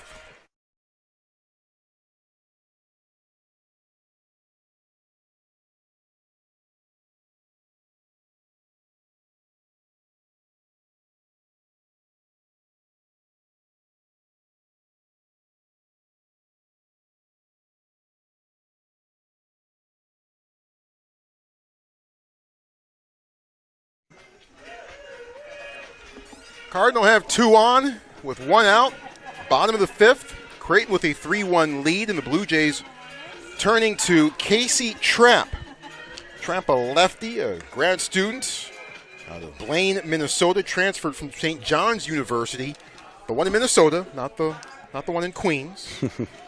Trapp, a 1-0 record, a 7.71 ERA, about to make his 9th appearance of the year. 4 2/3 innings pitched, 7 hits, 4 runs, all earned, 6 walks. Check that, 6 strikeouts, 3 walks. And opposing batters hitting .318 against Trapp, who has thrown 2 wild pitches this season. We saw Casey Trapp briefly yesterday as he faced just 2 batters. Walked 1, retired the other. Court McDonald looks at the first pitch that he sees from Trapp, which misses down low for ball 1. McDonald singled in the first and was the victim of a diving grab by Teddy Dieters in right. This one trickling down the line and just rolling foul. A smart play there by McLean. He was on it the whole way at first base and realized that spin would likely take it foul. Wasn't going to have a play otherwise. But Troy, you mentioned the lefties in this Creighton bullpen, and obviously this is a part of the lineup where we're going to see them. With Trapp here, you got McDonald, Reynolds, and Larson. 3, 4, 5, all left-handed hitters for the Cardinal.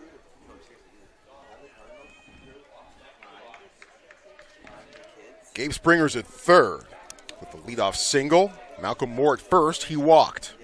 The 1-1. Off speed. Tap to the on-deck circle. 1-2. Yeah, Washington State with the sweep over the Sun Devils over the weekend. That's going to make some folks up in Pullman very happy. I'm sure it's an otherwise glum morning for them, unfortunately. Got a couple texts from my friends up in Pullman earlier this morning. 1-2. Bouncer. Foul. Count remains at 1-2.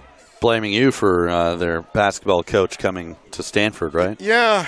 Well, when all else fails, blame me. That's the rule at my house as well. Not all heroes wear capes, Troy. 1 ball, 2 strikes. Bounces past Capisi, and Springer comes across and scores. That ball went about 55 feet and then rolled past Capisi. An easy run for Springer, and Stanford's within 1. Cardinal will take them however they come, and not only does that score the run, but now the tying run moves into scoring position at second base. And the Cardinal a chance to put up a multi-run inning for the first time this series. On the ground, rolling, the backhand stop, the quick throw, safe. Court McDonald legs out the infield single. Boy, that was close, and a heck of a play by Hess to get there. Great pick at first base by McLean, too. But McDonald just able to beat it out. Runners at the corners now for Brady Reynolds, who singled and scored in the fourth, struck out in the first.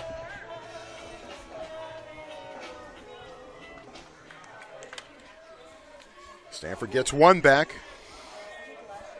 looking for more. That's a breaking ball for ball one on Reynolds. One ball and no strikes.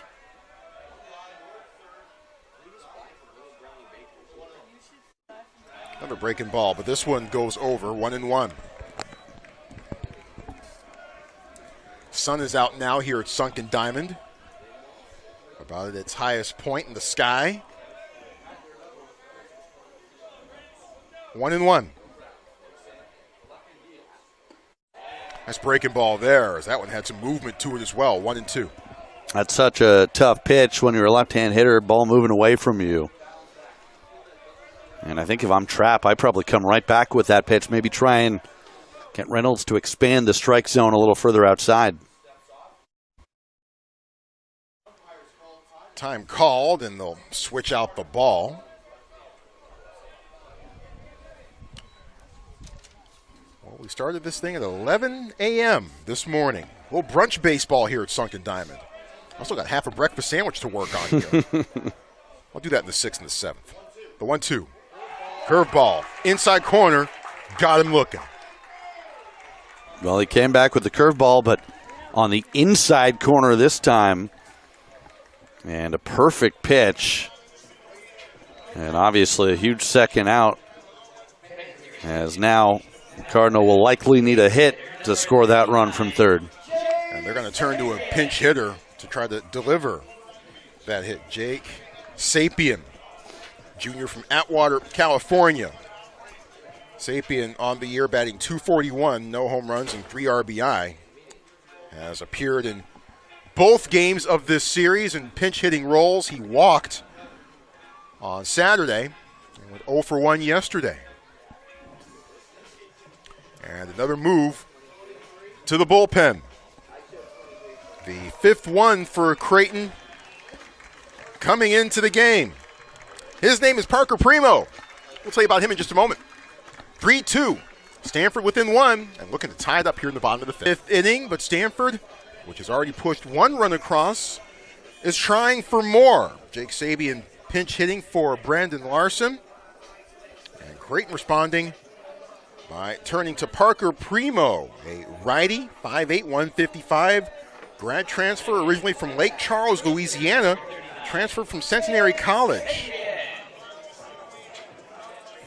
Primo about to make his 7th appearance of the year, an 0-0 record and a 6.75 ERA, does have one save this year.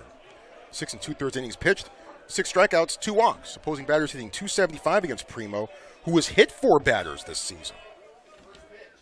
Submarine windup. Sapien waves at it, goes around. 0-1. Well, this is the chess match between coaches. David Esker goes to the right-hand bat. So you get the sidearm right-hand pitcher. Nice breaking ball that just misses inside. 1 ball and 1 strike to Sapien.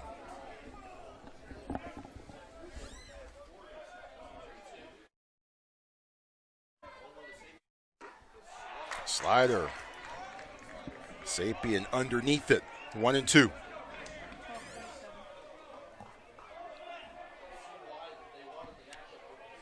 Malcolm Moore at third. Court McDonald at first. Runner going. And McDonald does take second. The pitch outside. 2-2.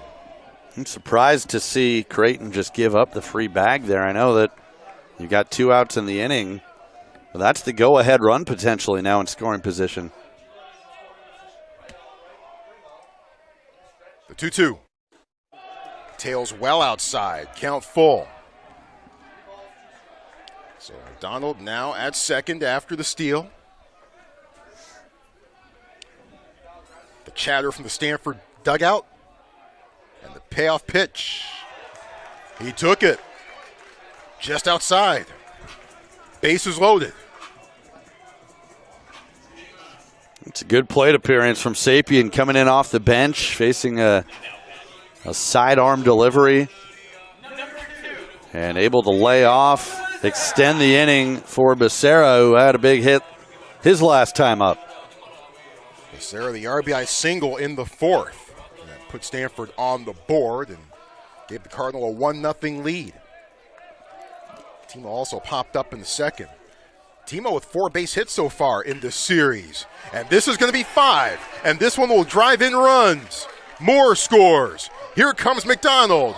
He scores. And the Cardinal are back in the lead. Well, there's that crooked number that we've been waiting to see from Stanford all weekend. And Timo Becerra now with 3 RBIs on the afternoon. And there's the response, too, from the Cardinal after giving up 3 in the top half of the inning. Saborn Campbell will try to keep it going. Legged out an infield single in the fourth.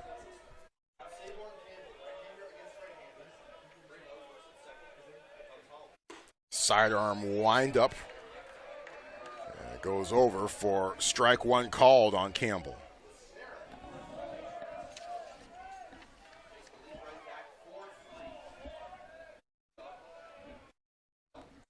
Primo misses high. So for Creighton, we've seen Jack Pino, Eli Nissen, Shea Went, Casey Trapp, and now Parker Primo on the mound.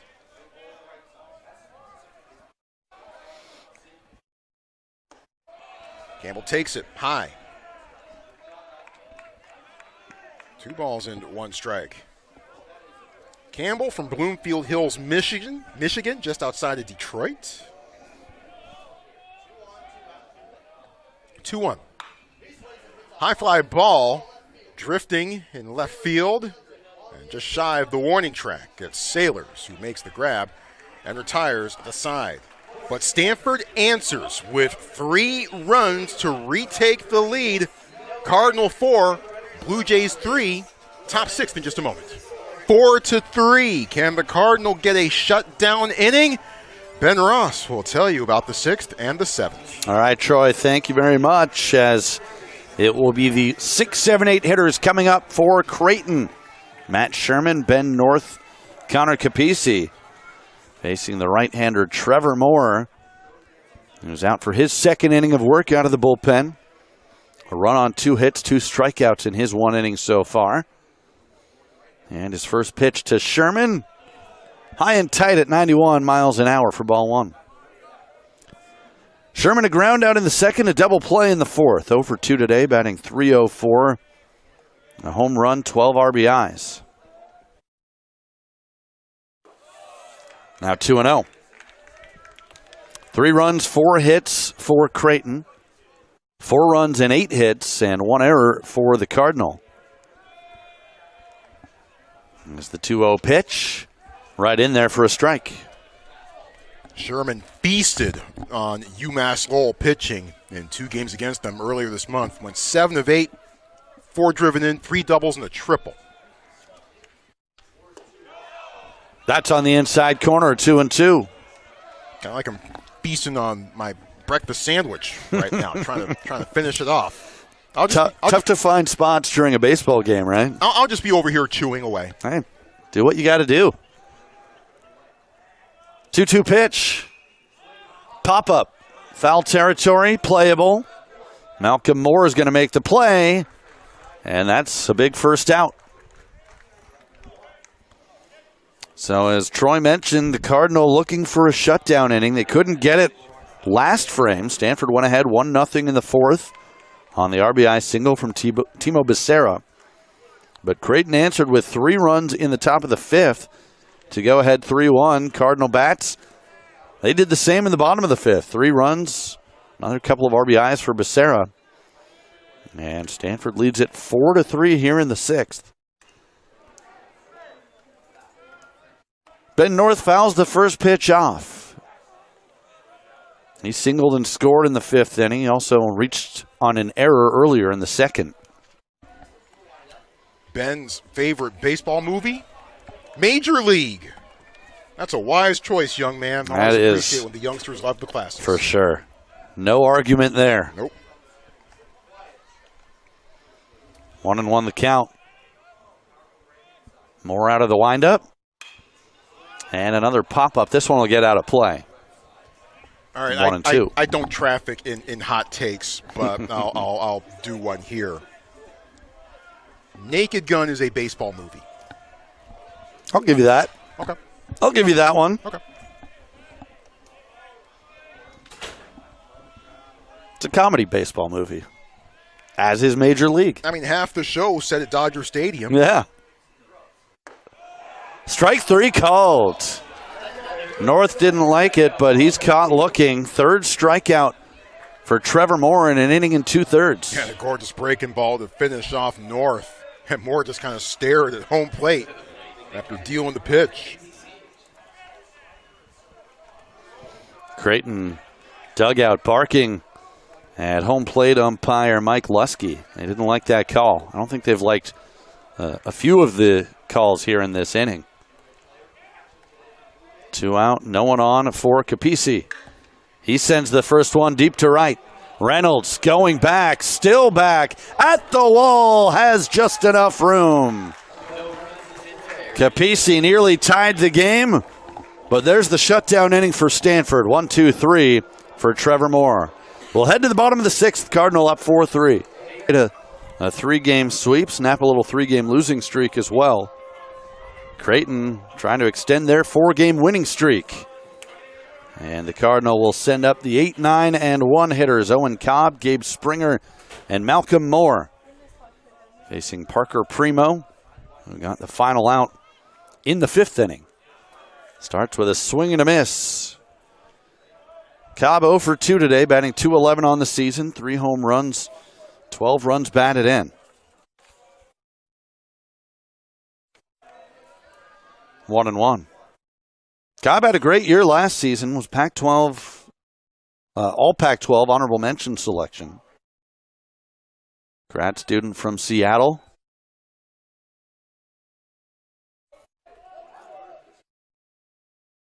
One pitch from the side armor. Primo is outside. Yeah, Owen really came into his own last year. A steady bat at the bottom of the lineup, was able to turn it over numerous times. And really, especially proved his worth in the field. He was essentially like another leadoff hitter in that 9 spot last year. As he's ahead in the count here, 3-1. Cardinal just 4-9 at home this year. And that is inside a leadoff walk. So we'll see if Stanford can add to this lead. A quick visit to the mound, and we're going to get a pitching change just like that for Creighton. So the 6th pitcher of the day coming in for the Blue Jays. We'll tell you about him when we return. 4-3 Stanford leading, bottom 6th.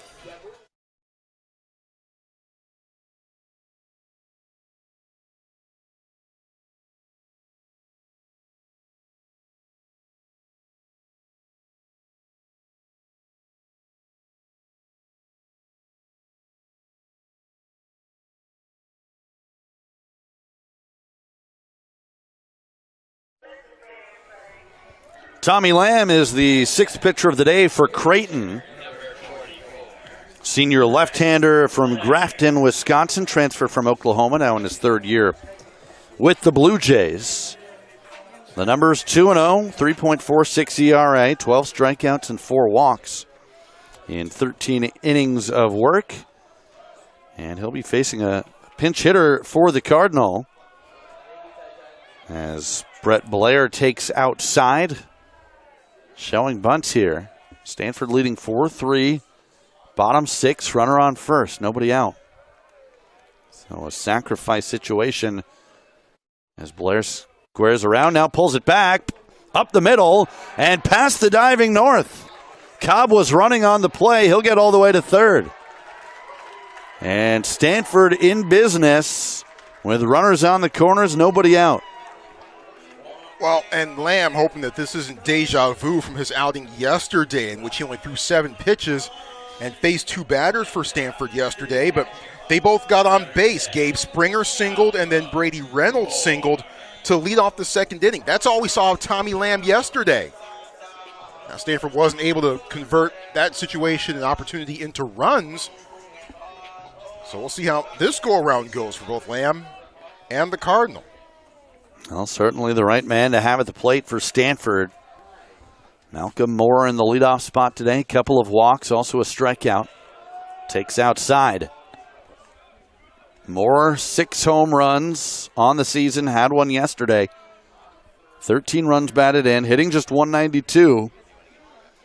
But a .362 on base percentage. The 1-0. Pulled on the ground. Base hit. And Cobb comes in to score. Blair will stop at second. It's an RBI single for Malcolm Moore. And the Cardinal have scored for a 3rd straight inning to go up 5-3. Well, let's see. Yesterday, batting leadoff, Malcolm Moore went 2 for 4 with a solo home run. Today so far, he's 1 for 2 with an RBI single. He's walked twice and he's scored once. I'm not going to go ahead and declare this an out-and-out success just yet, but it's trending in the right direction. I was going to say the exact same thing. It's trending that way.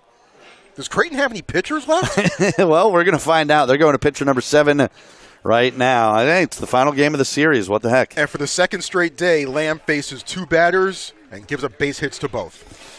So that'll end his day. We'll tell you about the new Blue Jays hurler in a moment. We'll step aside again. 5-3 Stanford, and threatening to add more here in the 6th.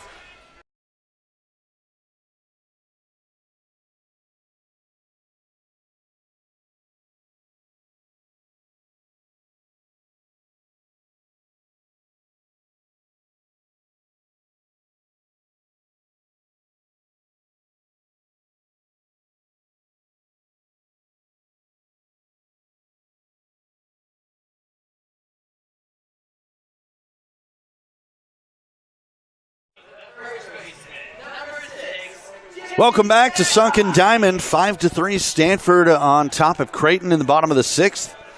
And the 7th pitcher of the day for the Blue Jays is Mason Cook. Sophomore right-hander from Omaha, Millard West High School, making his 10th appearance of the year. 2-0, a 2.70 ERA. And here's Jimmy Nadai with 2 on and nobody out. First pitch is high and away, 1-0. Cook has struck out 16 hitters in just 10 innings this year, only 4 walks. So a 4-to-1 ratio there. The 1-0. Swing and a miss. Close the book on Parker Primo now. A third of an inning pitched, 1 hit, 1 run it was earned, 2 walks, no strikeouts. A lot of books closing on Creighton pitchers today. The 1-0.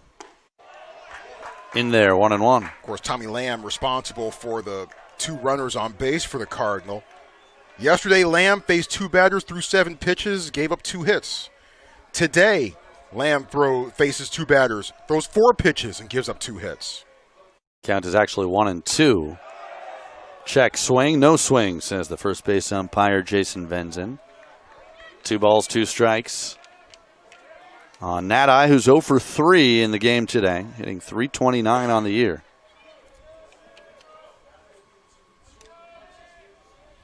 Player dances around at second, and a big strikeout for Mason Cook, his 17th of the season. Yeah, good breaking ball with a little bit of movement there from Cook that Nadai couldn't quite resist. So now the number 3 hitter, Court McDonald, who's already had a productive day with 2 singles and 3 at-bats. And a line out to right field. He scored a run, has his average up to 338 this year. Strike one. That slider again from Cook from Millard West High School in Omaha. Same high school as Stanford great defensive lineman Harrison Phillips, who's now in the NFL with the Vikings, if memory serves me correctly now. Got a good athletic history at Millard West, as it's quickly 0-2 on McDonald.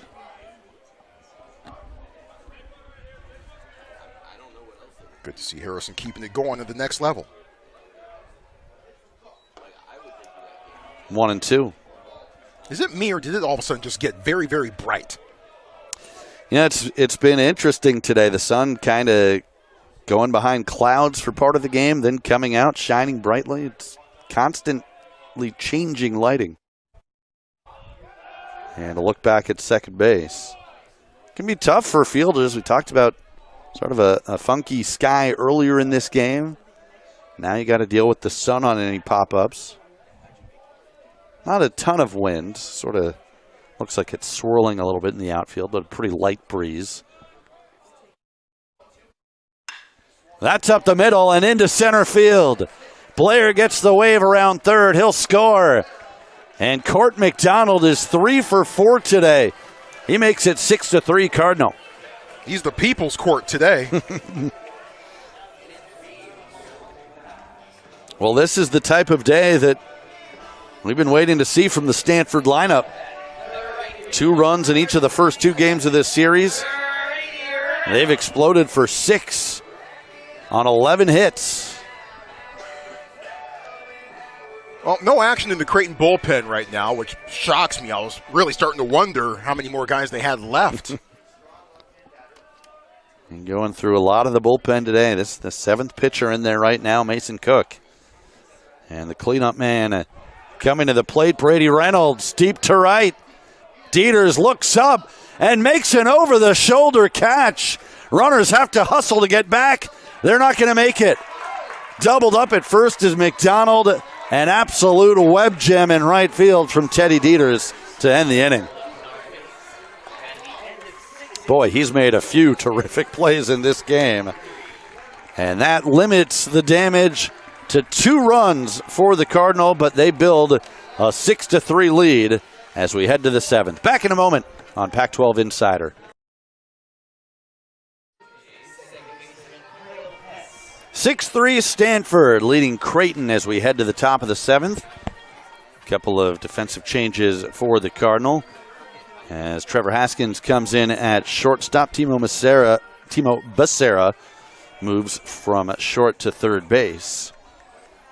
Trevor Moore remains on the mound for his 3rd inning of work. He'll face the 9-1 and 2 hitters, Kyle Hess, Tate Gillen, Hogan Heligso. As Hess 1 for 2 today, a single and a run scored in the 5th inning. First pitch from Moore is a strike. Stanford put up a run in the 4th inning. Creighton answered with 3 in the top of the 5th. Cardinal got those 3 back in the bottom half of the 5th inning. And then 2 more in the 6th to build this 6-3 lead, as that's ripped foul past first, 0-2. And Trevor Moore has now gone 2+ innings after Joey Volchko, the starter, went 4+. Giving up 2 hits, 2 runs, both earned, 3 walks, 7 strikeouts, a couple of wild pitches, and threw 74. And just 2 pitchers so far for Stanford, 7 for Creighton in this game. All for Creighton.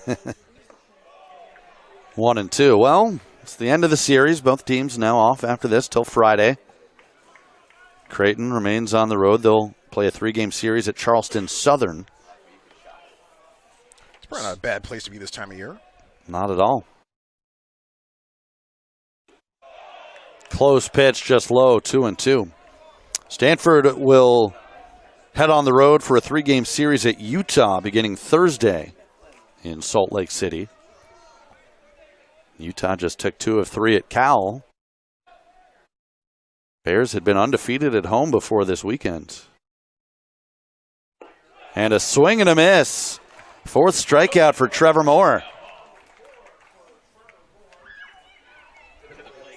Well, and don't forget, when Moore came in, there were 2 on and nobody out. Then he gives up a bunt single, and suddenly the bases loaded and nobody out. He does hit the batter and also give up a 2-run single. But in between that, you saw a couple of big strikeouts dealt by Moore as he was able to battle back and make things a bit more difficult for Creighton in that situation.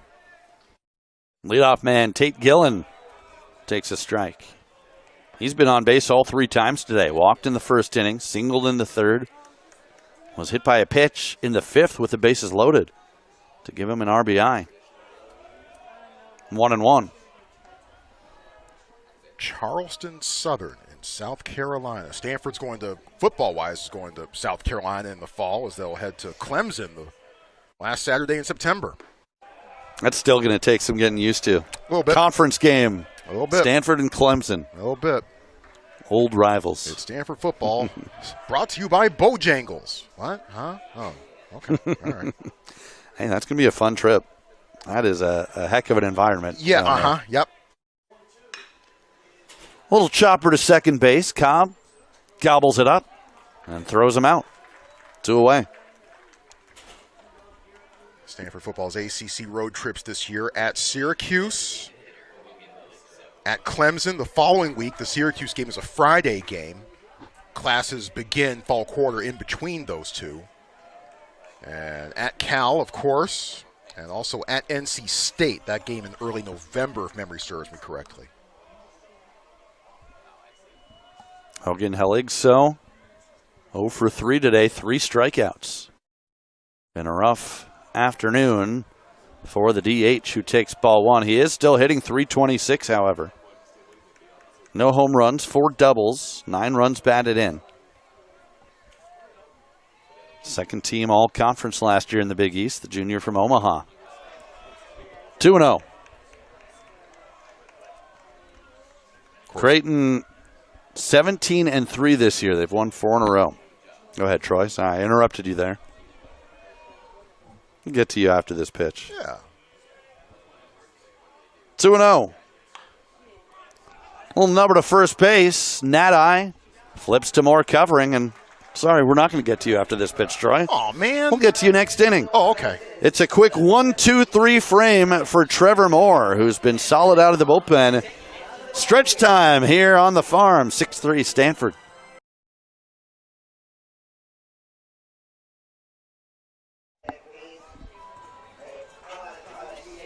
Bottom of the 7th inning at Sunken Diamond. Stanford 6, Creighton 3.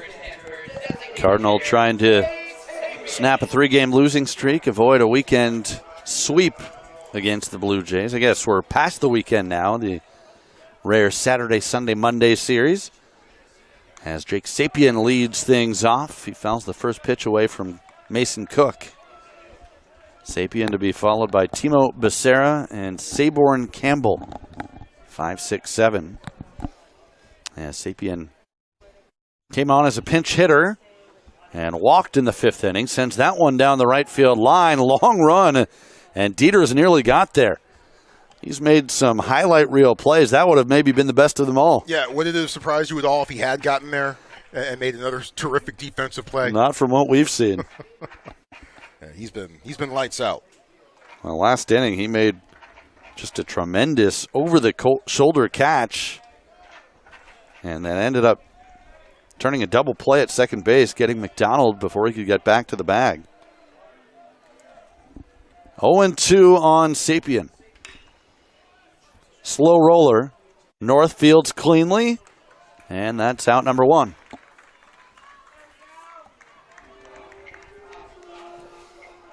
So we mentioned Creighton 17-3 this year. They're 5-0 on the road. Going to have to rally today if they want to remain unbeaten away from home. Stanford 9-11, trying to get a little closer to 500. They're 3-3 in the Pac-12. As we mentioned, they'll head to Utah for a 3-game series on Thursday. As Timo Becerra takes ball 1.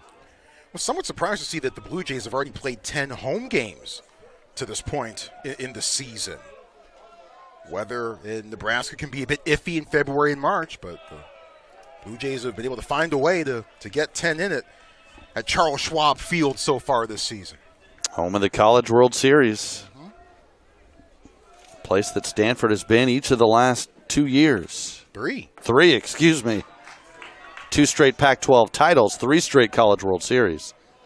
The only program in the country that can boast that claim. 2-1 on Becerra. 2-2. You know what I was about to say before I was so rudely interrupted by that inning-ending ground out. A lot happening. But of course, the big news around this campus right now centers around both basketball programs. And strike 3 called. Nice pitch from Cook as it just curved right across the inner half. Gorgeous backdoor slider from Cook. Of course, that game for the ages at Maples Pavilion last night. Stanford women's basketball surviving Iowa State in overtime and advancing to the Sweet 16 in the Portland 4 Regional. We played on Friday against the winner of either NC State or Tennessee. Saborn Campbell takes inside. I think that game is actually underway. I should check out and see what the deal is there. That's right. We got second round action in the women's basketball tournament today. Meanwhile, men's basketball naming its new head coach this morning with Kyle Smith, the former Washington State head coach, accepting the job. Just got the email press conference Wednesday afternoon. That's hit deep to left field. Sailors has enough room and makes the catch. And it's a 1-2-3 inning for Mason Cook. We'll head to the 8th. Stanford still leading at 6-3.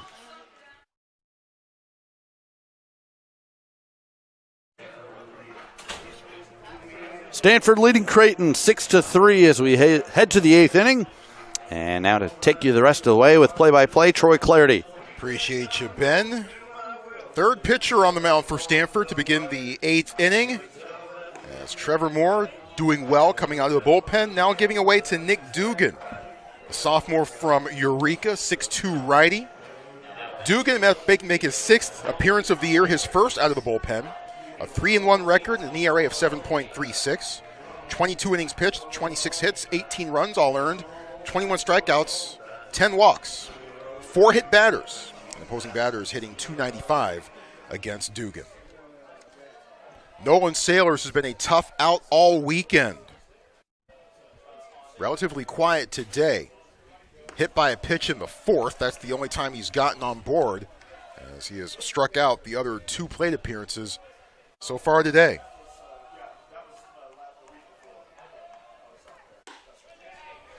That one's in there for a called strike 1. Dugan got the start against USC in the series finale last week. Went 3 2/3. 3 runs all earned. No decision as USC won that game late. Bounces away from Moore 2-1. Well, everyone wants to get the save in the 9th inning and looks at the 9th inning as, the biggest inning. But this 8th inning, you're facing the 3, 4, 5 hitters. This could be even bigger. And did that hit him? It did. So Sailors hit for the 2nd time this afternoon and the 6th this season. Yeah, he's had an interesting afternoon. Strikeout, hit by pitch. Strikeout, hit by pitch. Been on base twice.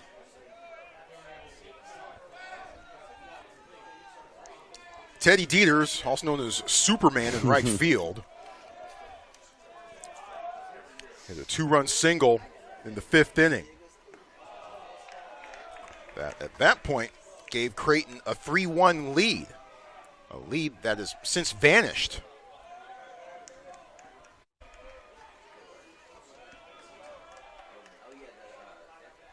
The 1-0. That one misses low as well, 2-0. By the way, Tennessee, NC State women's basketball at the end of one quarter, NC State with a 24-23 lead over Tennessee. So high-scoring ball in Raleigh right now, with the winner advancing to face Stanford and Portland on Friday. I like this from Malcolm Moore right here.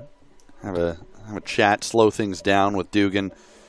Obviously, the last thing you want to do is gift base runners when you've got a 3-run lead. And the leadoff hit by pitch now 2-0.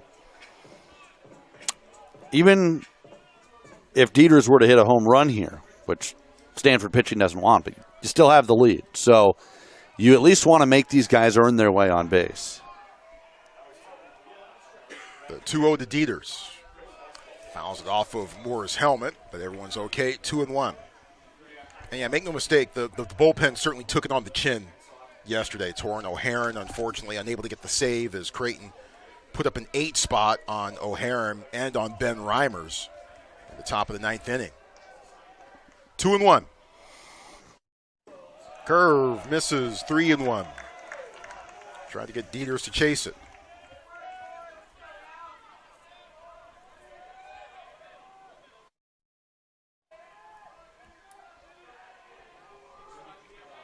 The 3-1 from Dugan. It's high. So just like that, hit by pitch, walk, Creighton able to bring the tying run to the plate. And this is where, if you're the Cardinal, you got to put yesterday behind you. Can't let that memory seep into your mind. It's like Ted Lasso says, right? Mind of a goldfish. Forget about it. On to the next one. Well, the next one's Will McLean, who walked in the 4th. Also struck out in the 2nd, grounded out in the 5th.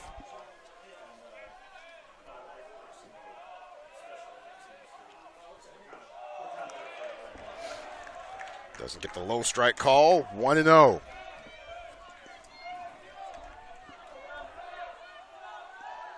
The Creighton dugout getting louder. The 1-0. Waves at this one. Swing and a miss. Comes out 1 ball, 1 strike. Had him out in front with a changeup on 1-0. I like it. 79 miles an hour. It can be an effective pitch when you're a right-hander facing a left-hand batter. A 1-1. Curve is high.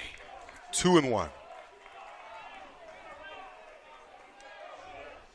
Dugan listed at 6'2" this year. He was listed at 6'0" last year, so grew 2 inches from last season. The 2-1.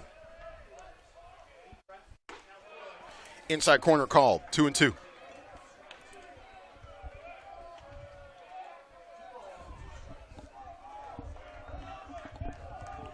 So Dugan learning and growing. Got the first win of his career in the elimination game against Cal State Fullerton in the regionals last year.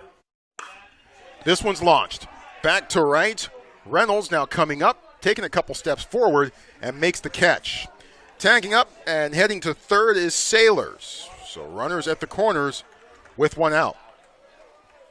Well, when that ball came off the bat, it didn't go quite as far as I thought it might go. Yeah, it looked good off the bat. I think McLean just got it a little bit off the end of the barrel. And a little off balance as well. So it hung up and stayed in the park, and that's a huge first out. Matt Sherman looking for his first base hit today. Grounded into a 6-4-3 to end the 4th.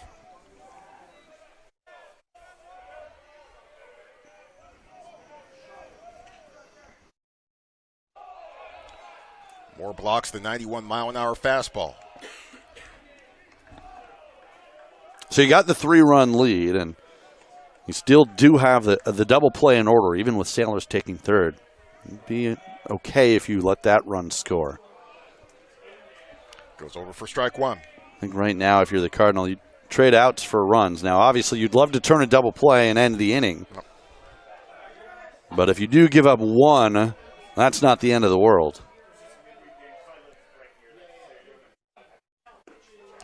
Floats a breaking ball in there, called strike 2. There was a situation that Stanford was in early in the top of the 9th yesterday when the game was tied at 1 apiece. There was a ball hit into foul territory that Netta had a long way to go to get there. He made the catch, but allowed the game, the go-ahead run, to score from 3rd. But Stanford was willing to make that trade at that point. Fastball low and outside, 2-2. Yeah, this is certainly a situation where you're right. Even something deep down the line in foul territory, you'll take the out, even if you have to give up this run because you have the 3-run lead. Got him. Swing and a miss, strike 3. A big K for Nick Dugan. Or you can just get the strikeout. And now all you have to worry about is the out, because any out at this point will end the inning. So nice recovery from Dugan. After putting the first two on, he gets the fly ball out. Really nice pitch for the strikeout. That brings up Ben North. Singled and scored in the fifth. Reached on an error in the second.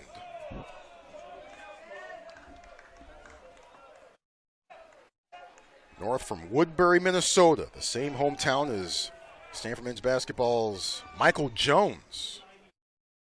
Grad student, grad transfer for Stanford, whose eligibility is now exhausted.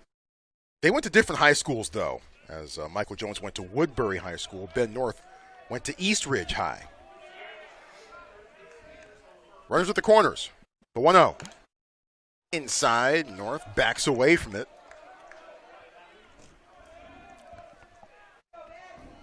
Well, you know this guy can drive in runs. As you mentioned earlier, Troy, he had 10 in a single game earlier this year.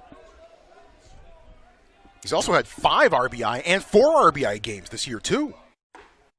Strike one. That's how you get to 27 on the season. 4 home runs, 27 RBIs. Here's the tying run right here. Got to be careful with him.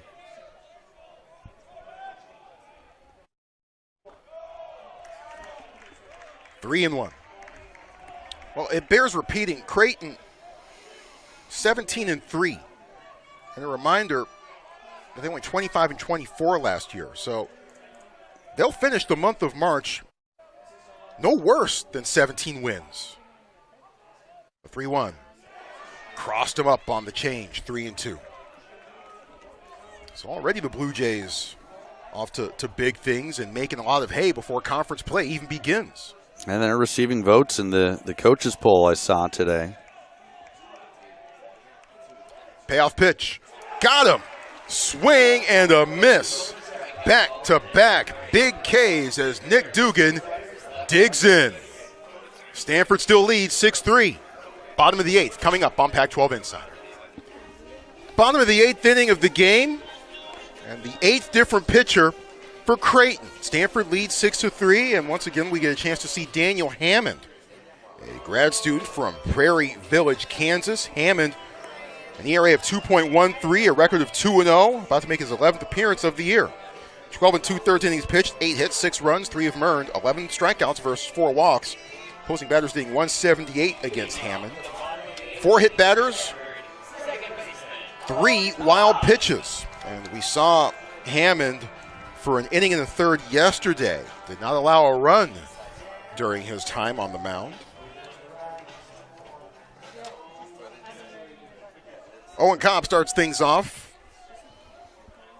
Cobb walked and scored in the 6th inning. Stays fair. And over to first in time for the out.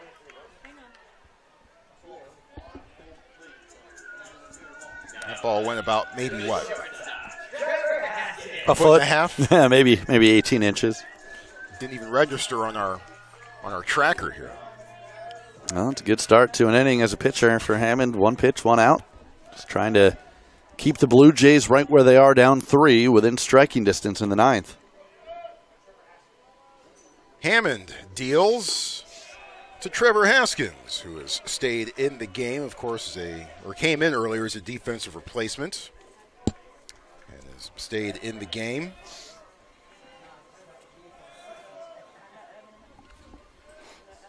The 0-1 to Haskins, popped foul.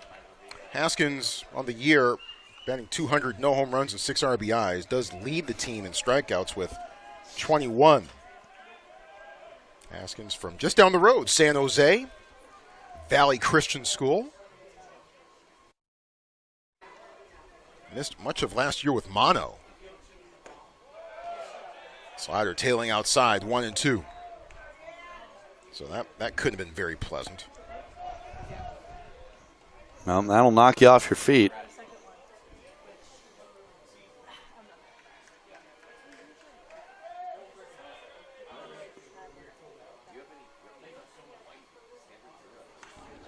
Fouled back. Haskins stays alive.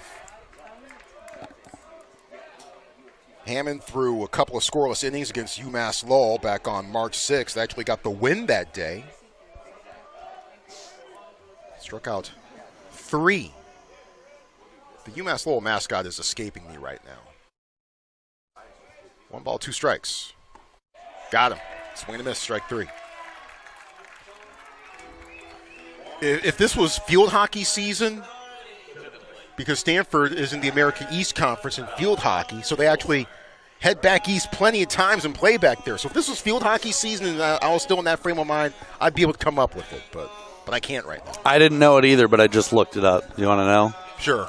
Riverhawks. Riverhawks, okay. I was thinking it was some kind of hawk. Yeah.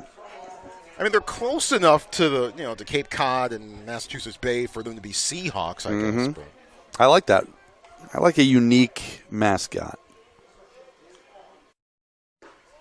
Malcolm Moore looks at a first pitch strike. Moore's been busy. Has walked twice, scored once, singled once, and driven in a run in the leadoff spot. No balls and 1 strike. And now Moore quickly down 0-2.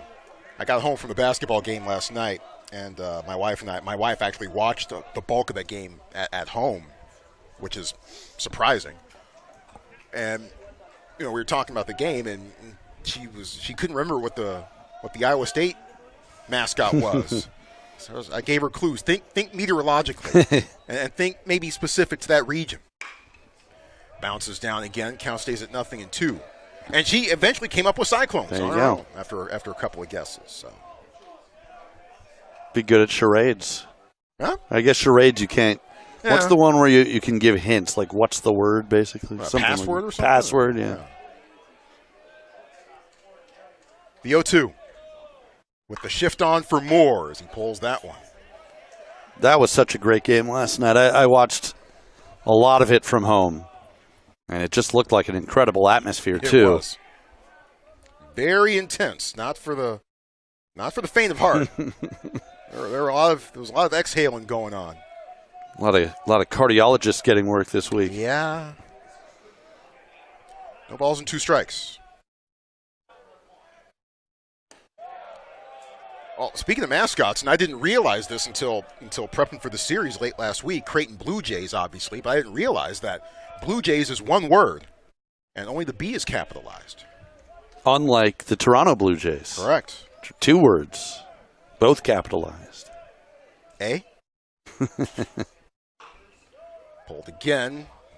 More in front of it.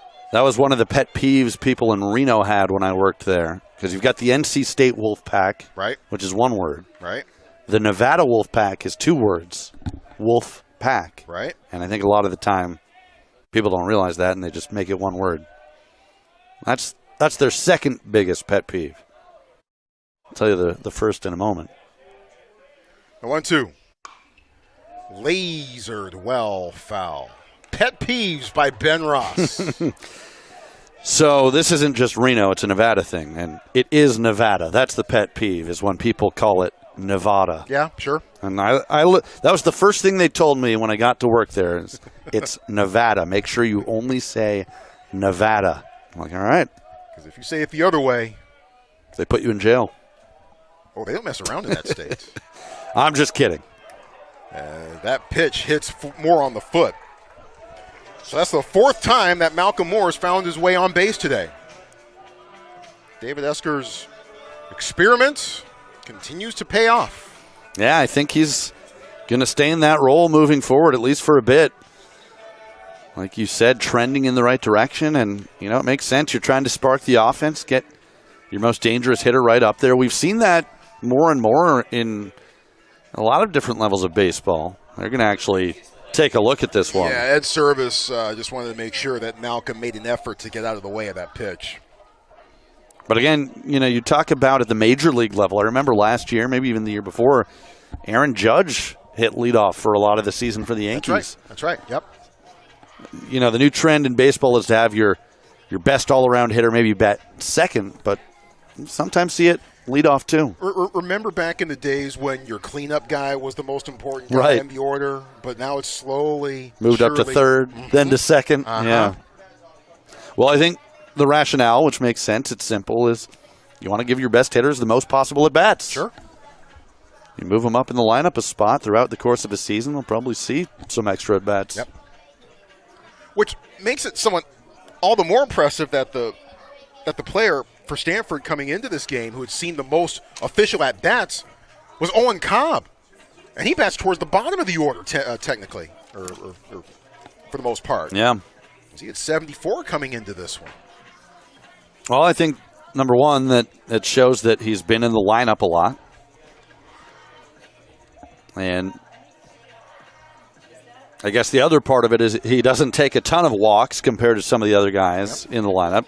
Look at a guy like Malcolm Moore, who's got now 19, I believe, on the season.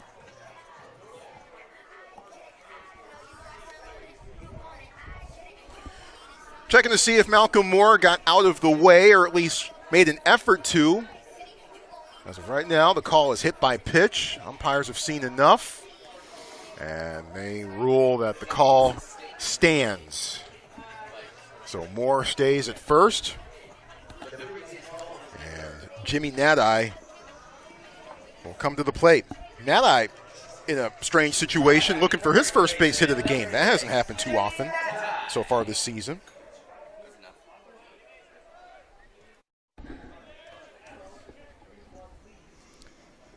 So with Moore at first.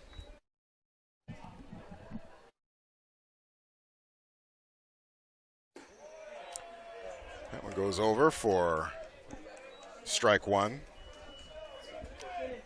I will admit I kind of lost track of how Creighton men's basketball did yesterday. They played a thriller themselves. Double overtime. Yeah, against Oregon. Going to the Sweet 16 again. It's a good program. Yeah, you're right. Thank you. I thought that game was a bit earlier, but that was the last game that they played. So now they are heading into the Sweet 16 off the heels of that win over the Ducks. Thank you, Ben. Appreciate you. You got it. There. I was watching that game too. Pac-12, they've only got one team in the Sweet 16, but they've played well. Hit sharply to short. The throw to first in time for the out. Top of the ninth in just a moment on Pac-12 Insider with Stanford ahead 6-3. They're 3 outs away from doing just that. Stanford with a 6-3 lead over Creighton as we begin the top of the ninth inning. Nick Dugan on the mound. At service turning to pinch hitters with Jack Tarosian entering the game for the first time. We've seen him in both of the other games to this point of this series. The righty throws low and away from Tarosian for ball one. Tarosian, a junior from Omaha, transfer from Hutchinson Community College. Looks at this pitch, misses inside. Tarosian on the year batting .300 with no homers and 2 RBI. Came in as a defensive replacement on Saturday. Came on as a pinch runner and then stayed in the game yesterday. Ended up getting an RBI in his lone plate appearance yesterday. He's quickly ahead here, 3-0. Well, we saw Dugan put a couple runners on last inning, hit by a pitch and a walk. He'd like to avoid doing that here, obviously, to bring the tying run up. Catches the outside corner, strike one.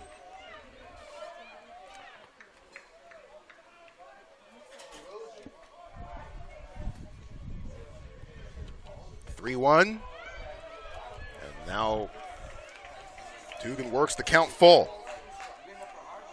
Tarosian had an RBI triple against the USF Dons last weekend. The payoff pitch, swing and a miss. Tarosian goes down on strikes as Dugan wins the battle. That's a nice job by Dugan after falling behind 3-0. You knew Tarosian would be taking the first one, maybe even the second, trying to do anything he could to get on base. But Dugan comes back, gets the strikeout, and that first out of the ninth inning is always so critical, especially after yesterday. Colby Canales pinch hitting for Kyle Hess. Canales was the designated hitter for Creighton in the first 2 games of this one. He's a senior from Orange, California, a transfer from Pacific. And he sends this one to left field. It gets down in the corner. Canales heading into second with a stand-up double. So Canales with base hits in all 3 games this weekend. He'll be pinch run for Cooper Dulich coming in to replace Canales at second. He's a good hitter. 4 home runs this year, Canales. And they say pinch hitting is the toughest thing to do. Come off the bench, face a good pitcher toward the end of the game, and he didn't waste any time. Got one he could handle and yanked it down the line.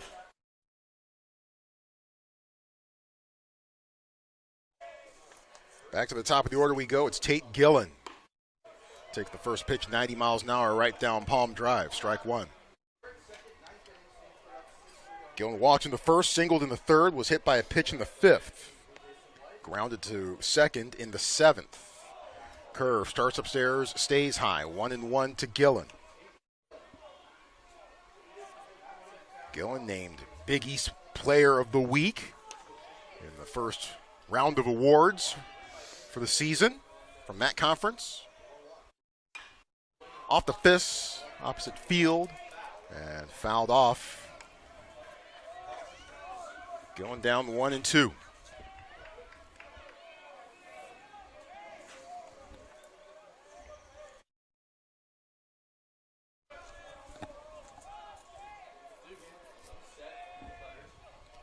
One ball and 2 strikes. The pitch. Curve is fouled off again.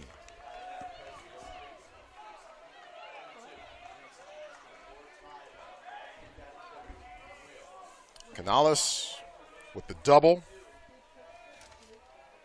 Cooper Dulich pinch running at second. That's a fastball that just misses on the outside corner. 2-2.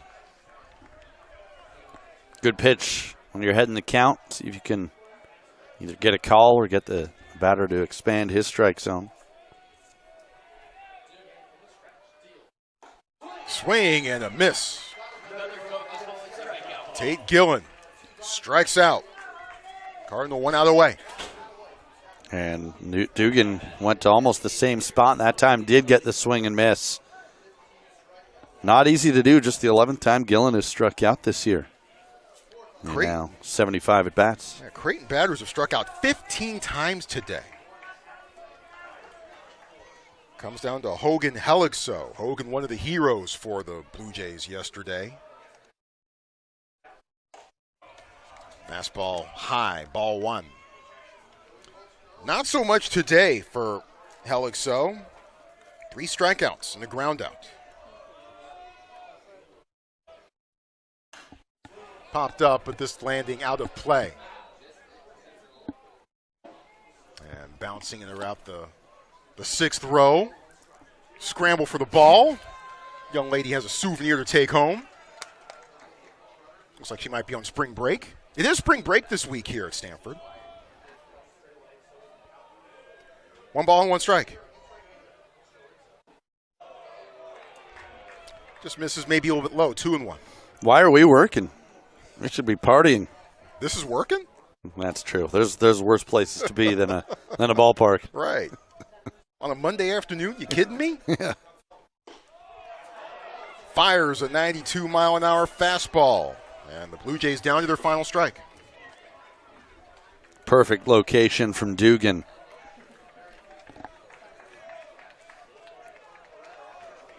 Two balls, 2 strikes, 2 outs. Runner at second. The pitch. Fastball just misses. Good take. A little off the plate there. Good pitch from Dugan. And again, if you're Nick Dugan, you want to come in with a strike. Don't want to bring the tying run up with a walk.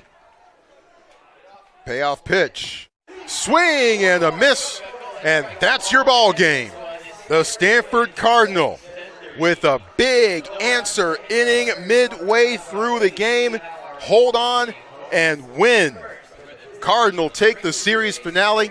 The final score today, Stanford 6, Creighton 3. 3 runs, 5 hits, no errors for the Blue Jays. 6 runs, 11 hits, 1 error for Stanford. Creighton falls to 17-4. Stanford now 10-11. As the Blue Jays do take the series, but Stanford does end the series on a good note, answering when the Blue Jays had taken the lead midway through the game, putting up a 3 spot in the 5th to take the lead, then tacking on 2 more in the 6th, and holding on for the win. Good all-around performance, I thought, from Stanford today. Their pitching was solid. Joey Volchko, 7 strikeouts, 2 runs allowed in his 4 innings. Trevor Moore, strong out of the bullpen. Nick Dugan, a couple of scoreless innings. And then you referenced the answer innings offensively, a couple of crooked numbers put up as well. You had Malcolm Moore reaching base a few times from that leadoff spot. Court McDonald with 3 hits. Timo Becerra, 2 for 4 with 3 RBIs. I think definitely some things to build on as the Cardinal back into Pac-12 play next weekend. Stanford pitchers combining for 15 strikeouts while dealing just 4 walks along the way. Joey Volchko got started with 4+, 2 hits, 2 runs, all earned, 3 walks and 7 strikeouts. Trevor Moore with 3 innings thrown, no walks and 4 strikeouts, was charged with a run. And then Nick Dugan came on to close it out. Moore gets the win. He's now 2-0 on the year. That is Nick Dugan's first save of the season, while Casey Trapp gets the loss. He falls to 1-1 on the year. So up next for both teams is Stanford continues with its spring break, but they will hop on the plane and head out to Salt Lake City and face the Utah Utes. Meanwhile, the Creighton Blue Jays head down to Charleston Southern. Well, they'll begin a series down there on Friday, Saturday, and Sunday, while Stanford heads out to Salt Lake for a Thursday, Friday, Saturday series, with next Sunday being Easter Sunday. And as Stanford stays on the road, they head down to Texas Tech for 2 in Lubbock, April 1st and 2nd. And they're finally back at home here against the Washington State Cougars on April the 5th. The learning process continues for Stanford this year, Ben. I mean, how are you going to respond after giving up an 8 spot to lose a game that you probably should have won yesterday, to be down, to lose the lead midway through the game, and you could kick things around and go, oh, shucks, woe is us. But Stanford, the learning process continues, and hopefully some lessons that they can take with them for the foreseeable future for the rest of the season. Absolutely. Yeah, I thought today was a good response from yesterday, and as you said, the responses within today's game as well. You're so early in the conference season, 3-3 in the Pac-12, a big series on the road at Utah this weekend, but you're right. It's a building process. It's a pretty new team from last year with a lot of the departures, and guys are finding their roles and starting to gain confidence. So I think this is the type of game that can go a long way. And, it's always better to learn lessons in a win than a loss, regardless of the sport. Yep. And, by the way, Utah right now tied for 3rd in the Pac-12 play. Stanford just a couple games behind them, but in 6th place. So maybe Stanford can find a way to leapfrog the Utes in the conference standings. Once again, the final score here from Sunken Diamond today, 6-3, Stanford winners over Creighton. Big-time special thanks, as always, to our Pac-12 Insider crew. On behalf of my broadcast partner, Ben Ross, I'm Troy Clarity. Thank you so much for spending your Monday late morning and early afternoon, depending upon where you're watching us from, with us. Stay healthy, stay sane, and go Stanford.